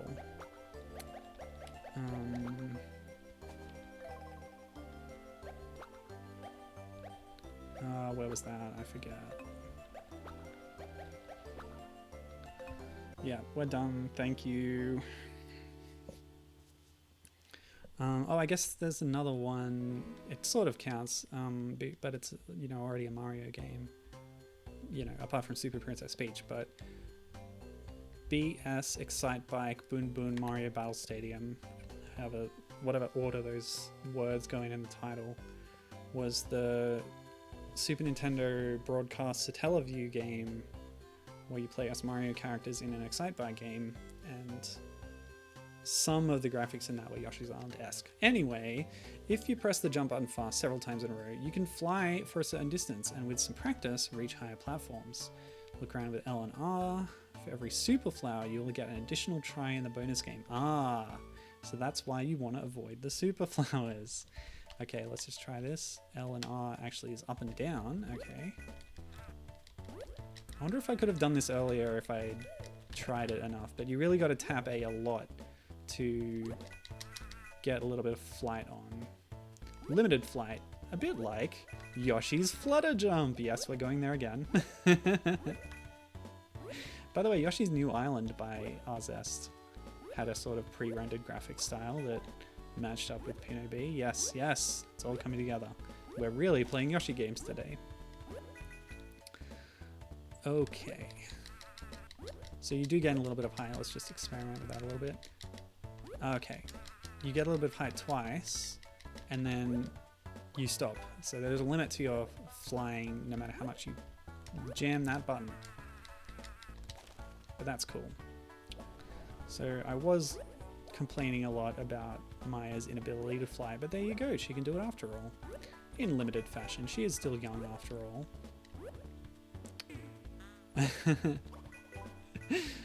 Given saying, if you want to play games that are almost Yoshi, why aren't you playing Croc? Funny story, I've been wanting to play Croc on stream for a long time. It's been on my list. Oh, you can only get 3 pollens at once. Okay, and then the flowers stop giving it to you.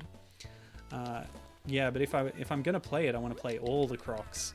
Croc 1, Croc 2, Croc 1 Game Boy Color, Croc 2 Game Boy Color, the 2 Croc games on Java mobile phone, and also the pinball game on phone as well. Yeah, so there's a lot there, and I definitely want to play them at some point. But, you know, again, there are so many games. You got to get to them. And speaking of so many games, one thing I want to do coming up soon is play the recently leaked Dinosaur Planet build for Nintendo 64. And I'm going to use that as an excuse to explore more rare games as well. But those will be in separate streams. That's at least going to be a 5 or 6 part series. I just don't know when I'm going to start it.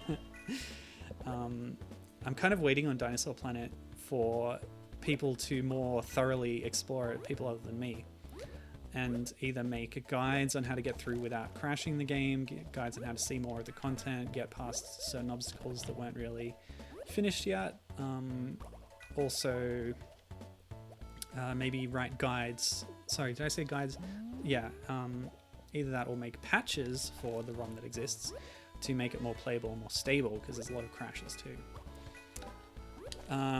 So I don't know really how long to wait for that. Yes, Gibbon, that's right. So in our game club, Cameron Regal, awesome artist, check out his work on Tumblr, I guess, is a good way to see his work. But anyway, for this month he's picked Star Fox Adventures, as well as allowing people to play Dinosaur Planet if they want, from the leaked build. And, well, not leaked. Somebody bought a prototype and dumped it. Is that a leak? I don't know. Whatever. Yeah, so as part of the Game Club chat, Gibbon was indeed posting guide videos, which I saw from, oh, what's her name? Aishlyn something? Yeah, she's got some great videos exploring the game and showing you how to get through certain parts and how to explore it. So yes, those are like hour-long videos, and I intend to watch them at some point, if nothing else. Yeah, so look forward to that in the future. But yes, everything, as Gibbon says, it's all work in progress. Oh yeah, the other thing that Cameron Regal, to plug his work again, recently he was involved in doing art for a video game project called Super Anton Ball Deluxe, which is kind of, it's a bit of a Wario Land homage in some ways, as well as having, what is it? It's sort of, I want to say like Mario Brothers or Punch Ball. I don't know. It's platformery, it's arcadey, it's fun, it looks like, and yeah, Cameron's art for the game is great. And I think you choose between Anton and a female character as well. I should know more about this, but anyway, go check out Anton Ball Deluxe. Anyway, okay, now your adventure leads you farther across the great corn poppy meadow. Beware the deceitful hornets and avoid any contact. Crawl through the tree trunks in order to get out of your enemy's way. So we're getting some more dangerous creatures now. Maya, I have an additional task for you. Please look for my kids who went to the corn poppy meadow and are playing there alone. So this is what I wanted. We've found a new environment. Oh, it's lovely. Look at this. Okay, some soldier ants. Oh, there's still guard bees out here. That's fine.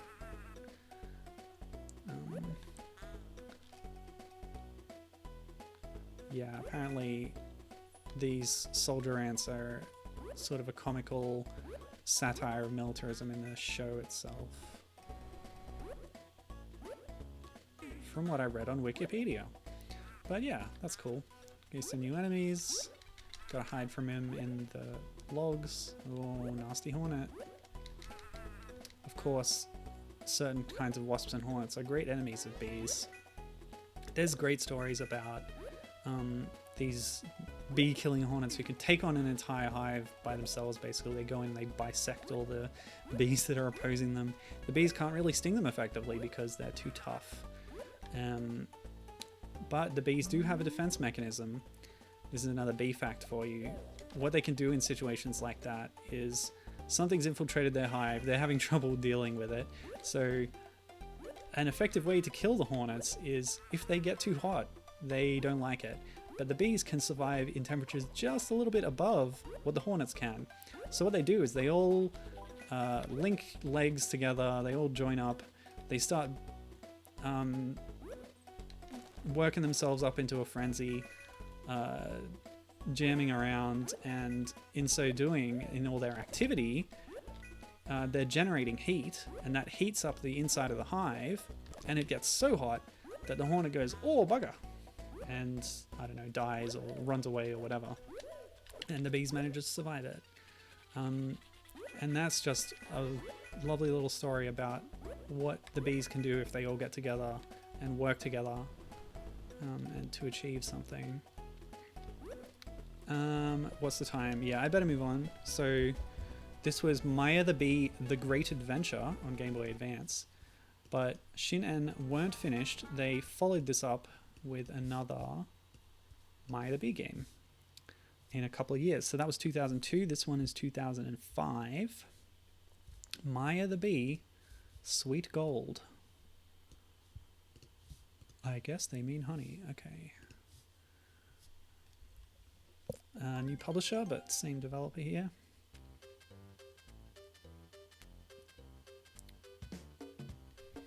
Okay. Yeah, we didn't even see that guy. What's his name? Willie or whatever? The bee friend, who is a male. Oh, we actually get to choose between them. Well, that's an obvious choice. Well, I don't want to be a lame duck drone. I want to be a strong and powerful worker. Oh, is that Comic Sans with Sweet Gold? Well, I'll forgive them. What's in the extras menu? Oh, language? That's it? Why wasn't that up top like it usually is? Alright, well, that's fine. Adventure, please. Okay.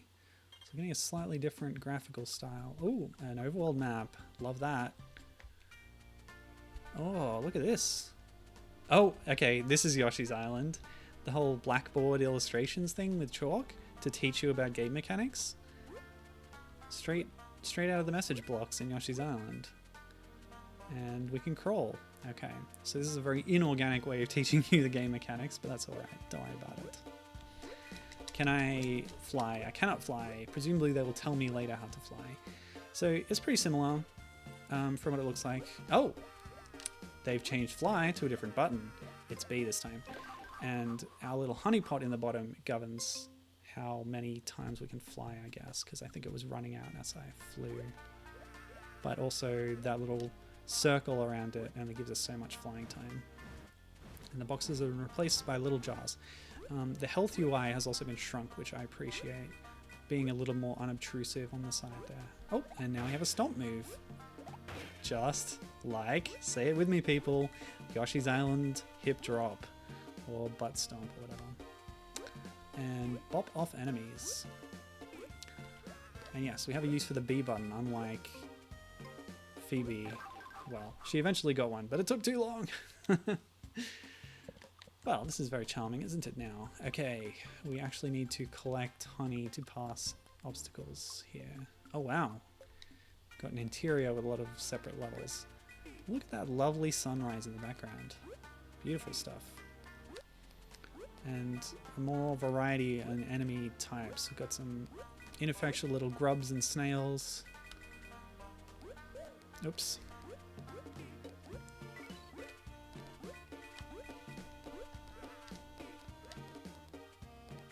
Cool stuff. I wonder if I can Yeah, you can only play once during a jump.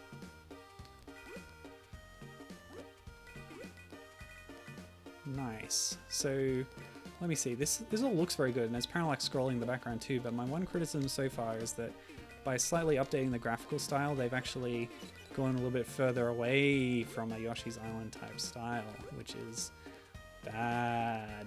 No, it still looks good though. Look at that pre-rendered spinning thing at the... Yeah, the spinning thing. The goal. I wonder if you get a more of a reward for matching your face or something. Oh, little flies. That's cute. You know, Yoshi's Island had things like that. I'm thinking of like the jungle level, where as you run along, you can disturb little bugs that then fly away. You know, maybe it's doing Shinen a disservice to constantly be comparing their work to a highly beloved and critically acclaimed SNES game. What are you? You're annoying, whatever you are. So it looks like the pollen dropped from flowers in this game refills your little honey pot over there, which in this case is used to fuel your flight. So yeah, that's interesting. A bit less puzzly in that you need to pick up specific bits of pollen to get through doors and stuff. But maybe that's better. We're better off that way. Okay, this time it matched my face and it gave me a bunch of flowers. Okay, so yes, that is the mechanic. Good stuff.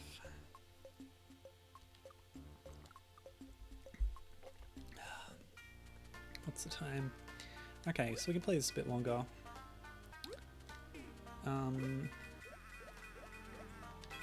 But yeah, it's interesting seeing how they've evolved the formula over the course of a few games. The next game, well, I'll talk about it when we get there. But Shinen really took Maya on a 2D platformer bent for a while here. After the other developers were experimenting with different genres on the Game Boy Color. There is another game that came... Okay, so after this one, we're going to have a game called The Bee Game in English, which is a very generic and, like, very vague name for a game based on Maya the Bee, to not call it Maya the Bee. But that was simultaneously released on the Game Boy Advance and the DS. And then after that, we have the big reboot, which brought us the new 3D computer-generated look for the characters in the series and in the movies. And that then influenced, of course, games that came out after that. Because we had this game just called Maya on the DS. Now, I wanted to look into this to see what they did with it, given the change in graphical style. But I couldn't find anything about this DS game, Maya, really. Oh, here we go. Now this is a chomp rock. Stand on the edge of it to roll it? Yeah, come on. This apple is a Yoshi's Island chomp rock, 100%. Although, I think it's a little easier. You don't actually have to walk to the side as it rolls. You can just stand on the edge. So it's a little bit friendlier. But hey, if you're gonna copy any game in the world, Yoshi's Island is a good basis to make a platformer. Riff on what it did, why not? You'll get some great stuff out of it. And you're guaranteed to have me interested, that's for sure. Yeah, so I couldn't find anything about this Maya game on DS. I couldn't find a copy secondhand anywhere. I couldn't find a ROM that had been dumped. So I don't really know much about it. But yeah, hopefully they continue making Maya games. There was one on smartphones, which obviously is a bit dumbed down in its gameplay, unfortunately, but that's the way things are. Oops. Where are we going? I've run out of arrows. This way? Wait, am I... Yeah, I'm retracing my steps. Sorry. So go this way? Ah, the end was right here. Yes. If you hit the face while it's showing your opposite, it will spin around to land on you. Maya in this case. Of course. Okay, so what does this lock? I guess I have to get to the yellow level to unlock the lock. Again, we're going to be stuck in beehive levels for the start of this game and not get much further, unfortunately. We'll see. See how far we get. Yeah. Okay. Is it time perhaps for another bee fact? I've read a lot about bees. They're really cool. Okay, so let me tell you about some common misconceptions with bees. So have you ever heard the aphorism that, you know, physically and scientifically, bees aren't supposed to be able to fly, so how do they do it? That is complete bull poppy. It's based on a faulty understanding of science from the ancient world.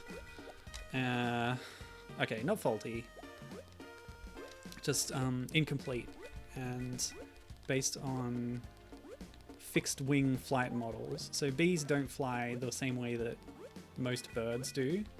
Smiley face in flowers. They fly more like a helicopter or something. So going by certain models of flight, bees don't use that model when they flap their wings. They fly a different way. So yes, it is 100% within the physical realm of reality for a bee to fly. Also, they do fly, so yeah. There's a lot of stuff that, like, just because people don't understand how it works, people, humans, they have a tendency to, like, I don't know, they always think they're right. If something doesn't fit their model of how they think things are supposed to be, they disregard it. Yeah, people are really dumb like that. Anyway. Oh, surprise spider. Swinging on a well-animated little string there. That might have even been physics simulation. Here's another misconception about bees.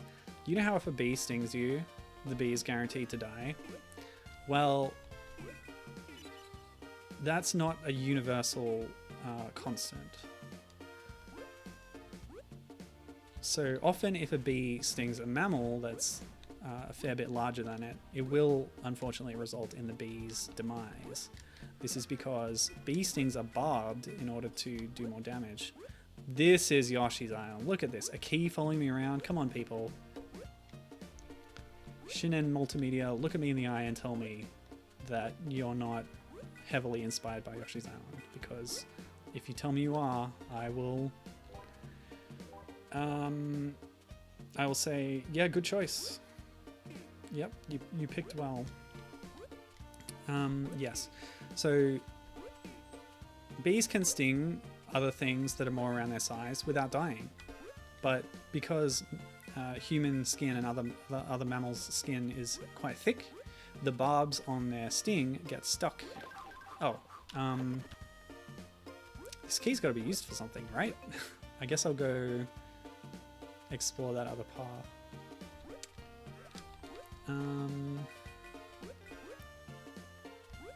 Yeah, so when I read that, I sort of started thinking, oh, poor bees, you know, maybe if they sting you, they don't think they're going to die, because the idea is that bees know that they're going to die when they sting you, and this is a sacrifice they're making for the good of, again, the good of the whole community sort of thing, which is, I haven't found a door for this key, but oh well, it's fine. Yeah, but so I don't know if they really know whether they will die when they sting you. I don't even know if they know that they're bees, to be honest. But that's just a funny thing they say sometimes on the podcast. No such thing as a fish by the QI elves. James Harkin likes to say about animals, I don't know if they even know that they're animals, or whatever animal they are. Anyway, so bee stings. Yeah, they're pretty nasty, or can be. A lot worse if you're allergic to them, of course, because you start getting anaphylaxis. And that can be fatal in some cases, unfortunately, but it's always fatal for the bee. Well, most of the time if they're stinging a person, a human person. Surely, yes, I can bop on those guys. Oops. Sorry, messed it up there. Yeah.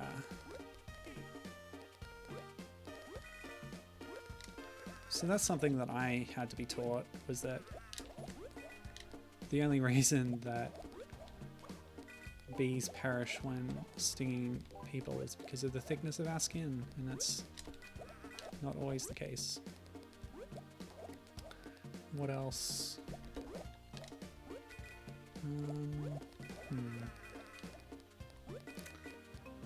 I want to get to that key at least. We'll get through that lock.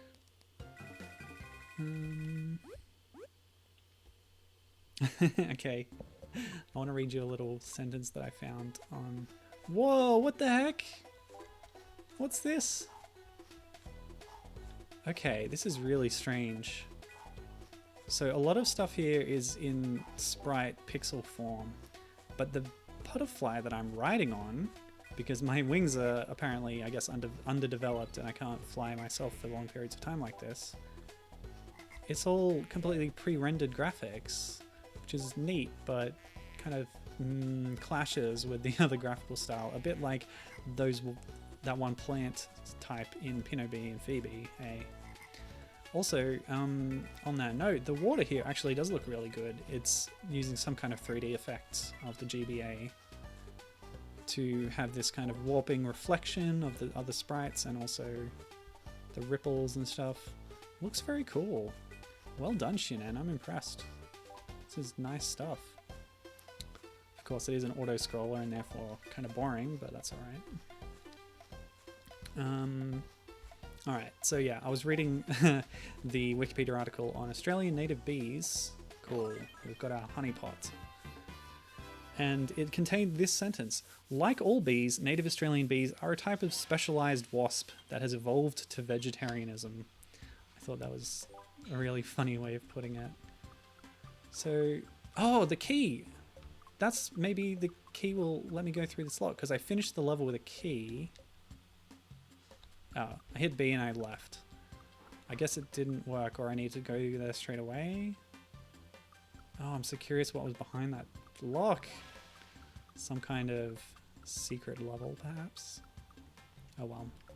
At least let's have a quick look at the next graphic style, the next sort of level style. Oh, look at this. This is beautiful.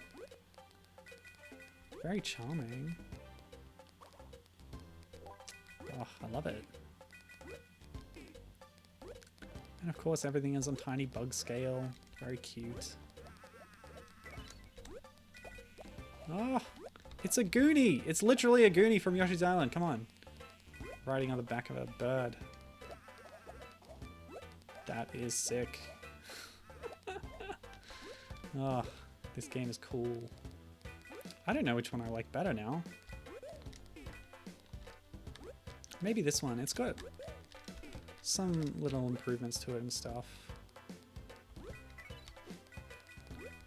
I can't articulate it right now, but I think I like this one better.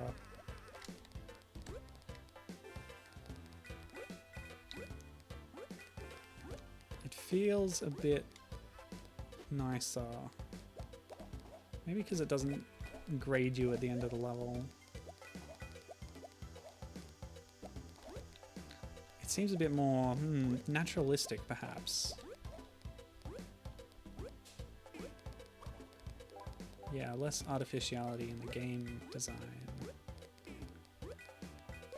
Oops. Death. That's maybe a good time to move on. So that was Maya the Bee, the fourth game in the series. Sweet Gold for Game Boy Advance. So I have one more to play, and this was called the Bee game in its localized form. Let's just bring that up.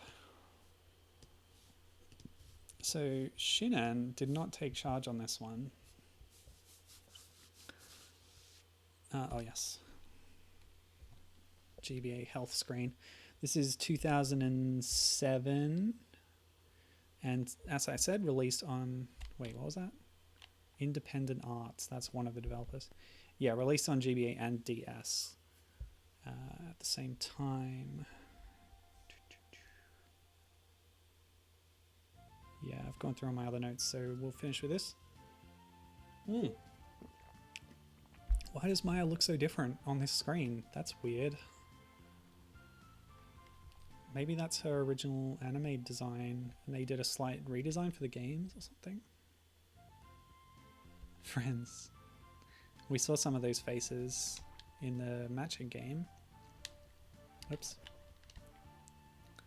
Yes, Adventure Time. Oh, it defaults to easy this time. No, I am a medium-sized gamer. And again, we have a choice, but it's no choice at all. Why would I not pick Maya? She's the best. Okay, so this is made by a different developer, but it looks nigh identical. Different life counter icon, different flower sprites, but Maya's sprite, I think it's pretty much directly taken. The jump feels a little different too. I would say it doesn't feel quite as good. Oh, you know what I just noticed is that they improved the camera system for the second game compared to the first one. And on this, it doesn't feel so good. It's a little twitchy. So yeah, maybe the second game has the best camera. And again, they're teaching you about game mechanics through illustrations in the background there, but rather than chalkboards, they're written on leaves this time. So it's interesting. Oh, cool. We're having a little pollen shower. Fun. Yeah, so Shinen didn't take this one, but it seems like the developers have just taken Shinen's maybe engine or maybe all the assets and just, yeah, reused a lot of it. Not all, though. Definitely the game sort of premise or design or like that kind of thing. Very similar. Wonder what that daisy's for. Oh, look how fast that goes. That doesn't feel good. Okay. Hello, Willy. Okay, I picked him up. Yeah, so this is not Shinen Multimedia. This is Independent Art Software, who we saw as well. Who we saw on the titles there. And also co-developed by Spielkind. Okay, and no world map. We have a menu. Sorry. Okay, we can't cycle through worlds because we're only at world 1. I guess that was a tutorial level? What? This is a new level, right? Yeah, it is. Oh, hello. They're very cute, but I have to kill them. Yeah, so a lot of the mechanics are back. So let me tell you about Independent Art Software and Spielkind. Like Shinen, they're both based in Germany, as was Voldemar Bonsels, the author of the book. 2 books. Oh, okay, and then it regrows its petals, but if I... Wait, is this... What is this? It looks like I should hop on it, but anyway. Hop on there and then fly up here, get the daisy. What does it do? Who knows? Collectibles. Yeah, so I got some notes here on other stuff that they've done. So Independent Arts Software, I certainly know what I think of as one of their most famous games is Crosswords, and the D and S in Crosswords is capitalized because it's on the DS. Crosswords are DS, yes. And I've seen it many times in bargain bins everywhere. It is the ultimate shovelware. It's a crossword game on the DS. This was in the sort of boom of casual DS games. But they proved that they could make things on the DS. They made this, of course, for DS, with higher res graphics, of course, and it does that double screen thing like, I'm going to say it, a lot like Yoshi's Island DS, where you can see things above you on the top screen, and I don't know if they're going to use that in level design later on. I've only just briefly checked out the DS port. I wanted to stick to GBA today. It makes it more cohesive and it fits better on screen this way. Oh, I've fallen and time will tell if I can get back up. Oh yeah, crawl. let me see. So they also are responsible for porting the classic European board game Carcassonne to DS. Germans love their board games, don't they? No, let's not stereotype like that. I just know that a lot of awesome board games come out of the German market and German designers.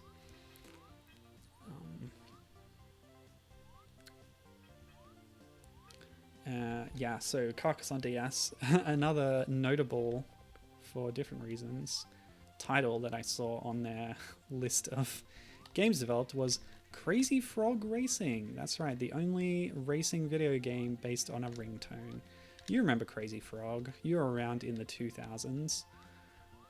It was a ringtone where a frog who wasn't wearing trousers would yell silly nonsense words at you.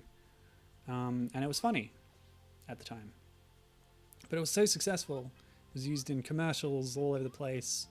And it got a racing game spin-off for, I think, the PS2. And what else? What was this one? I think it was the GBA, possibly. Yeah. That has always kind of fascinated me because you have the Crazy Frog character, right? And part of his gimmick, apart from not wearing any trousers, is that he's kind of riding an invisible motorcycle for some reason. And they use this in the game. Like, he rides around on nothing. And that's kind of fun. It's a bit like the Prince from Katamari Damacy in Pac-Man World Rally, I think was the name of it. I've streamed that one. Go back in the archives and check out my computer running dolphin poorly as it struggles to render stuff. So we're going to hop off there and then fly? No. So I guess I need to go a different way. Yeah, weird. I was curious about Crazy Frog Racing because, like I said, there's the one character. So how are you going to fill out that roster? Who else is in Crazy Frog Racing and where do they come from? I guess they have just made up a whole cast of supporting characters out of whole cloth. But yeah, I'm curious about it, you know. And yeah, Spielkind is Independent Arts Software is still around, still making all sorts of shovelware and ports of other games to this day. So good on them, getting work done. Yeah. Looking at my notes. Okay, so Spielkind, sorry. Another German company who helped out with the development of this one. Yeah, they didn't last too much longer after this. Or not in their current form, anyway. Oh, here we go. Got an ant baddie. Don't hurt me. Oh well, bop. Use my iframes there. Yeah, so... bit of a convoluted story here. In 2007, the same year that this game was released, Spielkind merged with another German company called Zeal, and they went on and then later changed their name to something else. But Zeal is interesting because they're the successor studio to an earlier German company called Neon, founded by... oh, I didn't write his name down.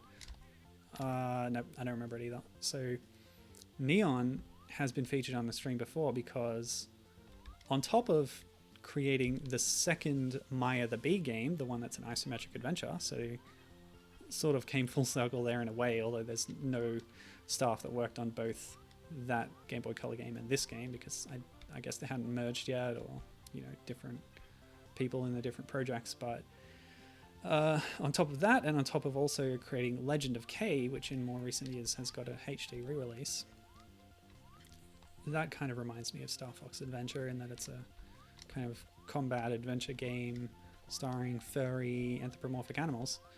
But on top of that, the game that you would most know them for if the only exposure you had to video games was my stream is Mr. Nuts Hoppin' Mad.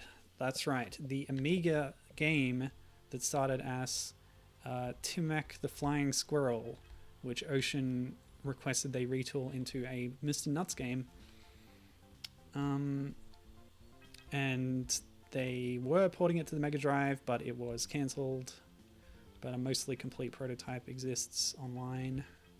So yeah, there's a connection between Maya the Bee and Mr. Nuts. There you go. We got there. It took us a while, but we got there.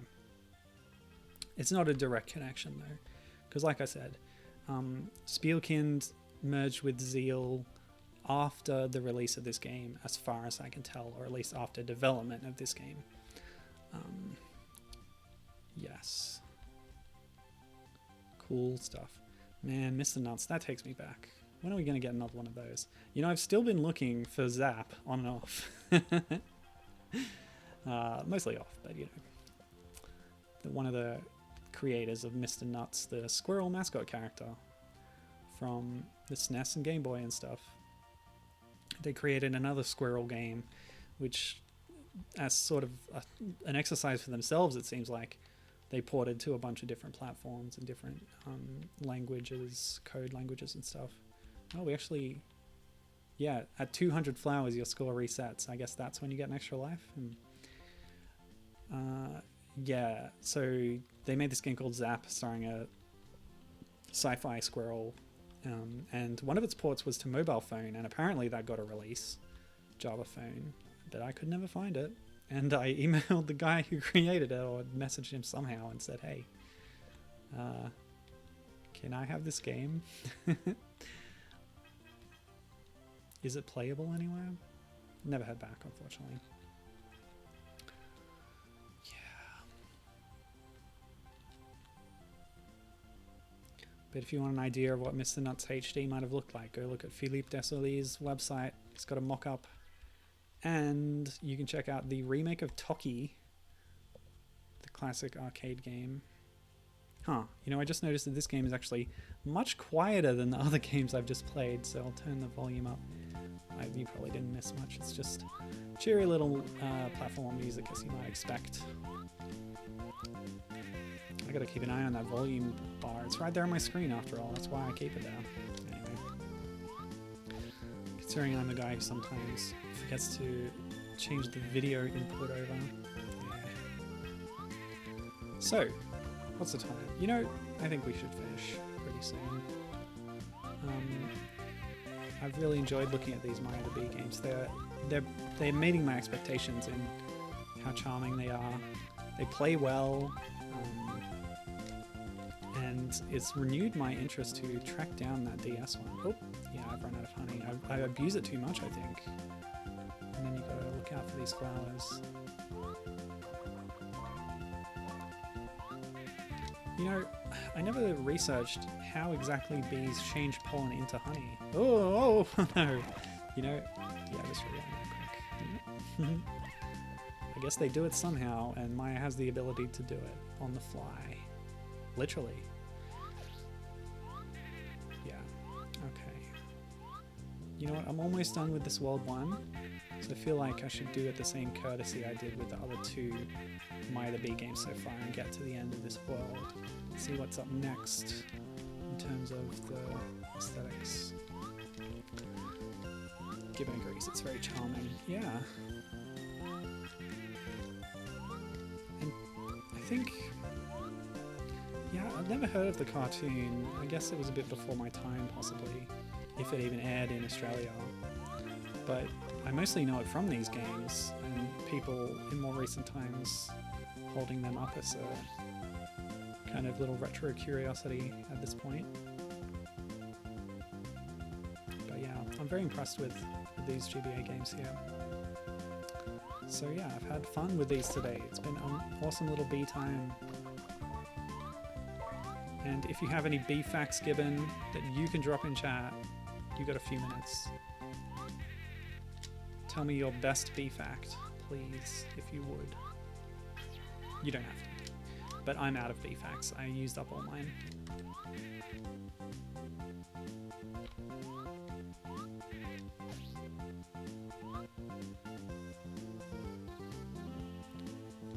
You know, I used to work at the Wollongong Science Centre, which had all sorts of sciencey exhibits, including our very own little beehive. And And it worked much like any other human-run beehive, except it had transparent walls, so you could watch the bees at work and see what they were doing. And then there was a pipe leading out the wall of the facility, so they could come and go to collect their pollen. Somebody must have...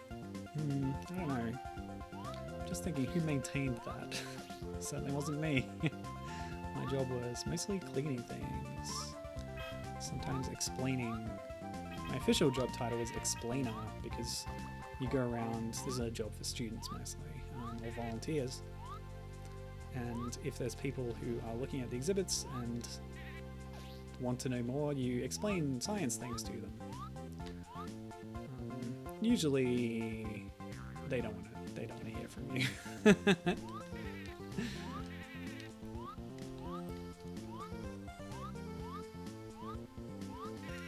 Aha, Gibbon has come out at us with a bee fact.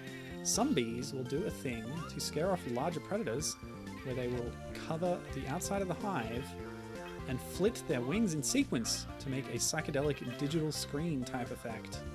Hey, it's our cricket friend.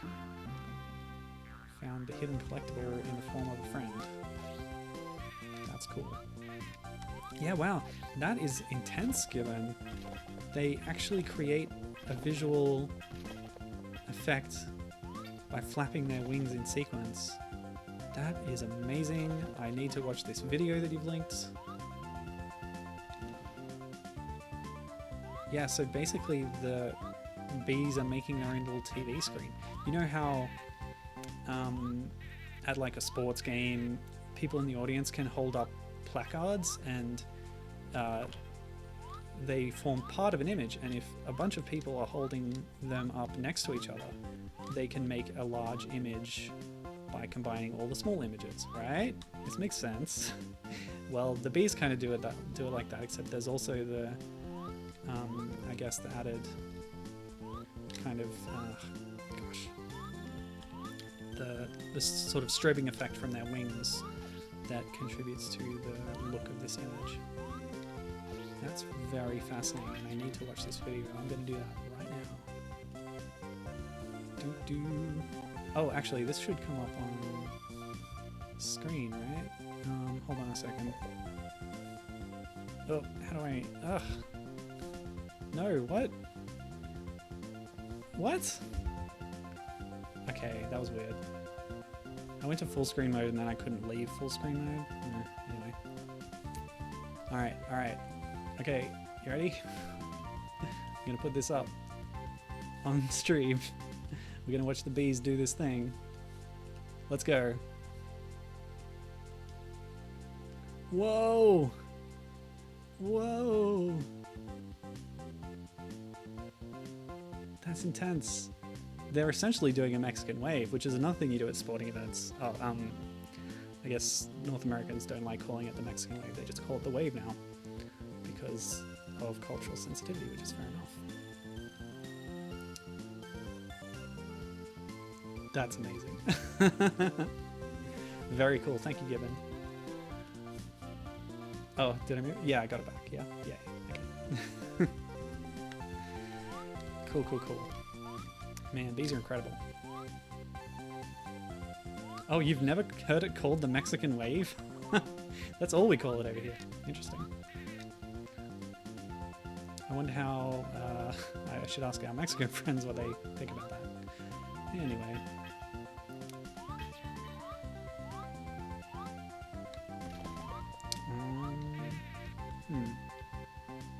What? Do I have to fly up there, maybe? Surely that's not required. Oh, there's a... No, you can't fly that high. Okay, must be a different way. Yeah, Gibbon confirming they call it the wave.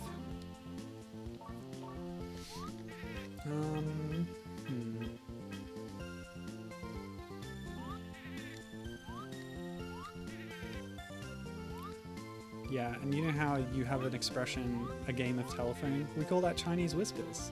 Yes. British English is racist. What the heck? Hello? Are you a friend? No. Okay.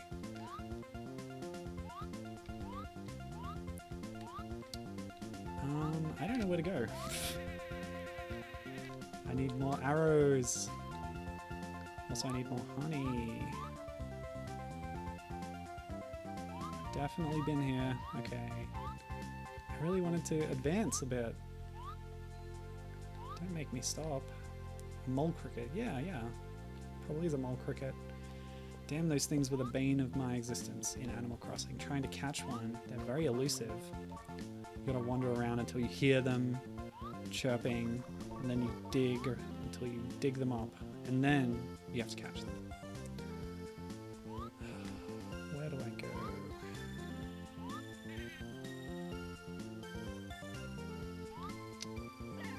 Ow. Yep, definitely a baddie.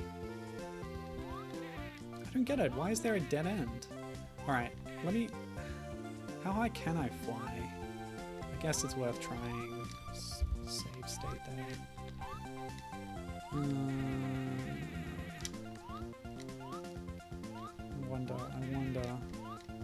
Okay, go. Fly. Yeah, there's only a certain amount you can do. You don't get the little circle around the honeypot in this game, but you still have a limit on your flight. Oh, and you don't have a butt stomp either. Just experimenting a bit there. Alright, I guess I'll go to the right.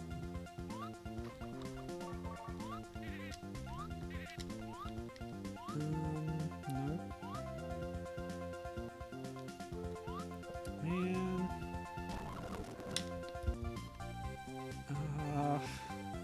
I don't get it.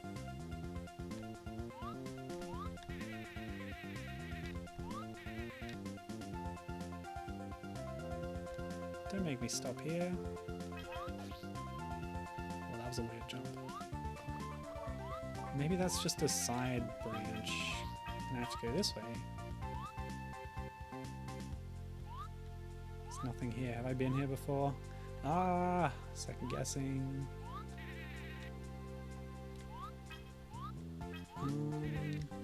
Golly. Am I completely retracing my steps right now? Snail. This looks like a side path that I've been past. Oh, there's nothing here. Yeah, I definitely fell down here before. Okay. Maybe down here there's another path. I hate this to be the end of the stream. I wanted to get to the next bit, you know? This way? Just to help. Oh, wait. Are these arrows? Was I ignoring that the whole time? Oh, I thought it was something, but it turns out it was not that thing. Yeah, those are the arrows. There are arrows in this game, again, but like the tutorial boards in the opening stages, they've changed them to be a bit more naturalistic looking. So there are a bunch of little leaves pointing you in the direction that you need to go now. Oh my gosh, I can't believe I missed that this whole time. I feel like a real dope. Given also was not registering those as arrows. But why are they pointing me? Because that one was up, and then if I go this way... By the way, what's going on with that background? That's really disorienting. Is it supposed to look like that? It's bizarre. It's definitely parallax, but what are those things? Only seems like a graphical glitch. Anyway. Yeah, I give it a saying. It wasn't just me. What? It was here?! This is worse than that crystal I just missed in Phoebee. Ugh! Alright. Yeah, Given agrees that that background looked like it was something not displaying properly. Okay. So this time, we'll follow the arrows. That one was pointing right, don't you know? Alright. Oop. Pop. Up. I can read that. It's an arrow pointing up. Beautiful. Okay, so we'll just clear this level, see what's up next in this game, and then we'll call it there. Been going a little while. But it's been a lot of fun playing bee games. And then I just need to decide whether to start on that rare series next week, or do something else to put it off a bit longer. Whether I play Dinosaur Planet on stream soon or later, I'll definitely play it myself. Try and be a bit more competent when I get to playing it on stream. So I'll practice it a bit, learn some of the ways to go and stuff, so I can show it off a little better. Not that, you know, a lot of more qualified, more interesting people haven't already been doing that online, but hey, I wanted to play it anyway, so I might as well. Hey, it's pointing to the right, don't you know?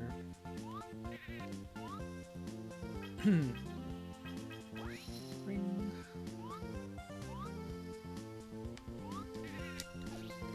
That looks like a sad beetle.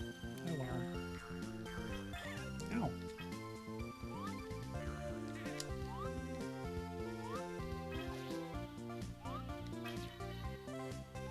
Cool, cool, cool, cool. Oh.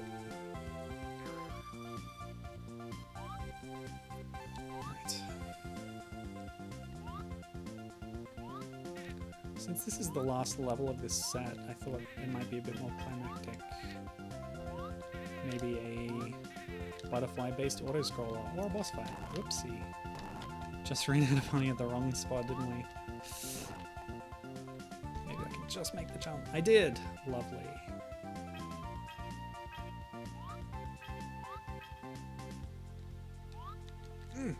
Cool.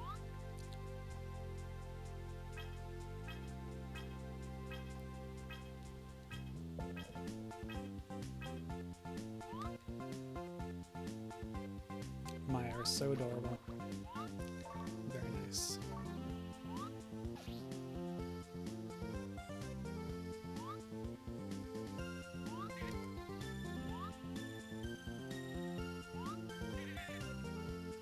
And I've officially run out of things to say. Do. Gibbon, we need to organize a multiplayer bazooka session. Okay, so there's the end of the level. Oh, it's jumped us right into, indeed, something more climactic. By which looks like a timed escape sequence. Yep, okay, go this way. Let's get to the end, I guess. While grabbing flowers along the way, if you have time. But I'd rather get to the end and see what awaits me.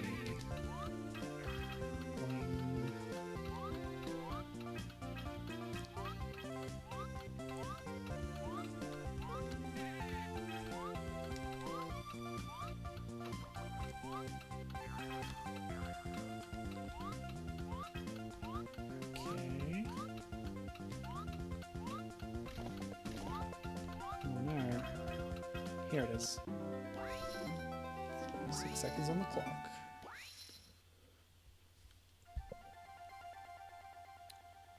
And that lets us get to the next world. Cool. So I guess it feels like there should be another dot on that leaf, but I won't. Just check out what this new world looks like. A lot of earth tones. Tall grass in the background. In a nice painted style for the graphics. And this would look even better on DS, by the way. Again, higher res graphics there. And I can confirm from a brief test that it's a very nice looking little game on that platform. Don't know how much advantage the second screen would really give you, but I guess it might help you get lost less often, like I did before, if you could see more of the level at once. Yeah, so I'm satisfied, and that's a dead end, so let's stop it there. Thanks for joining me. Hope you had fun with the bees. Spring, sort of. Some places don't start spring until the 21st, but yeah. Spring has kind of started in the Northern Hemisphere. This is why I think game releases and other releases shouldn't use seasons as announcements, because one, it's confusing for that reason. It's also very north-centric, north hemisphere-centric, leaving out fully half of our globe. Anyway, that'll do it for today. Thanks for joining me, and go help a bee. Plant a flower, set up a little water thingy in your backyard for them to drink, because bees are our friends. Unless you're allergic, in which case they are your enemies. Stay away. Alright, bye. Have a nice time.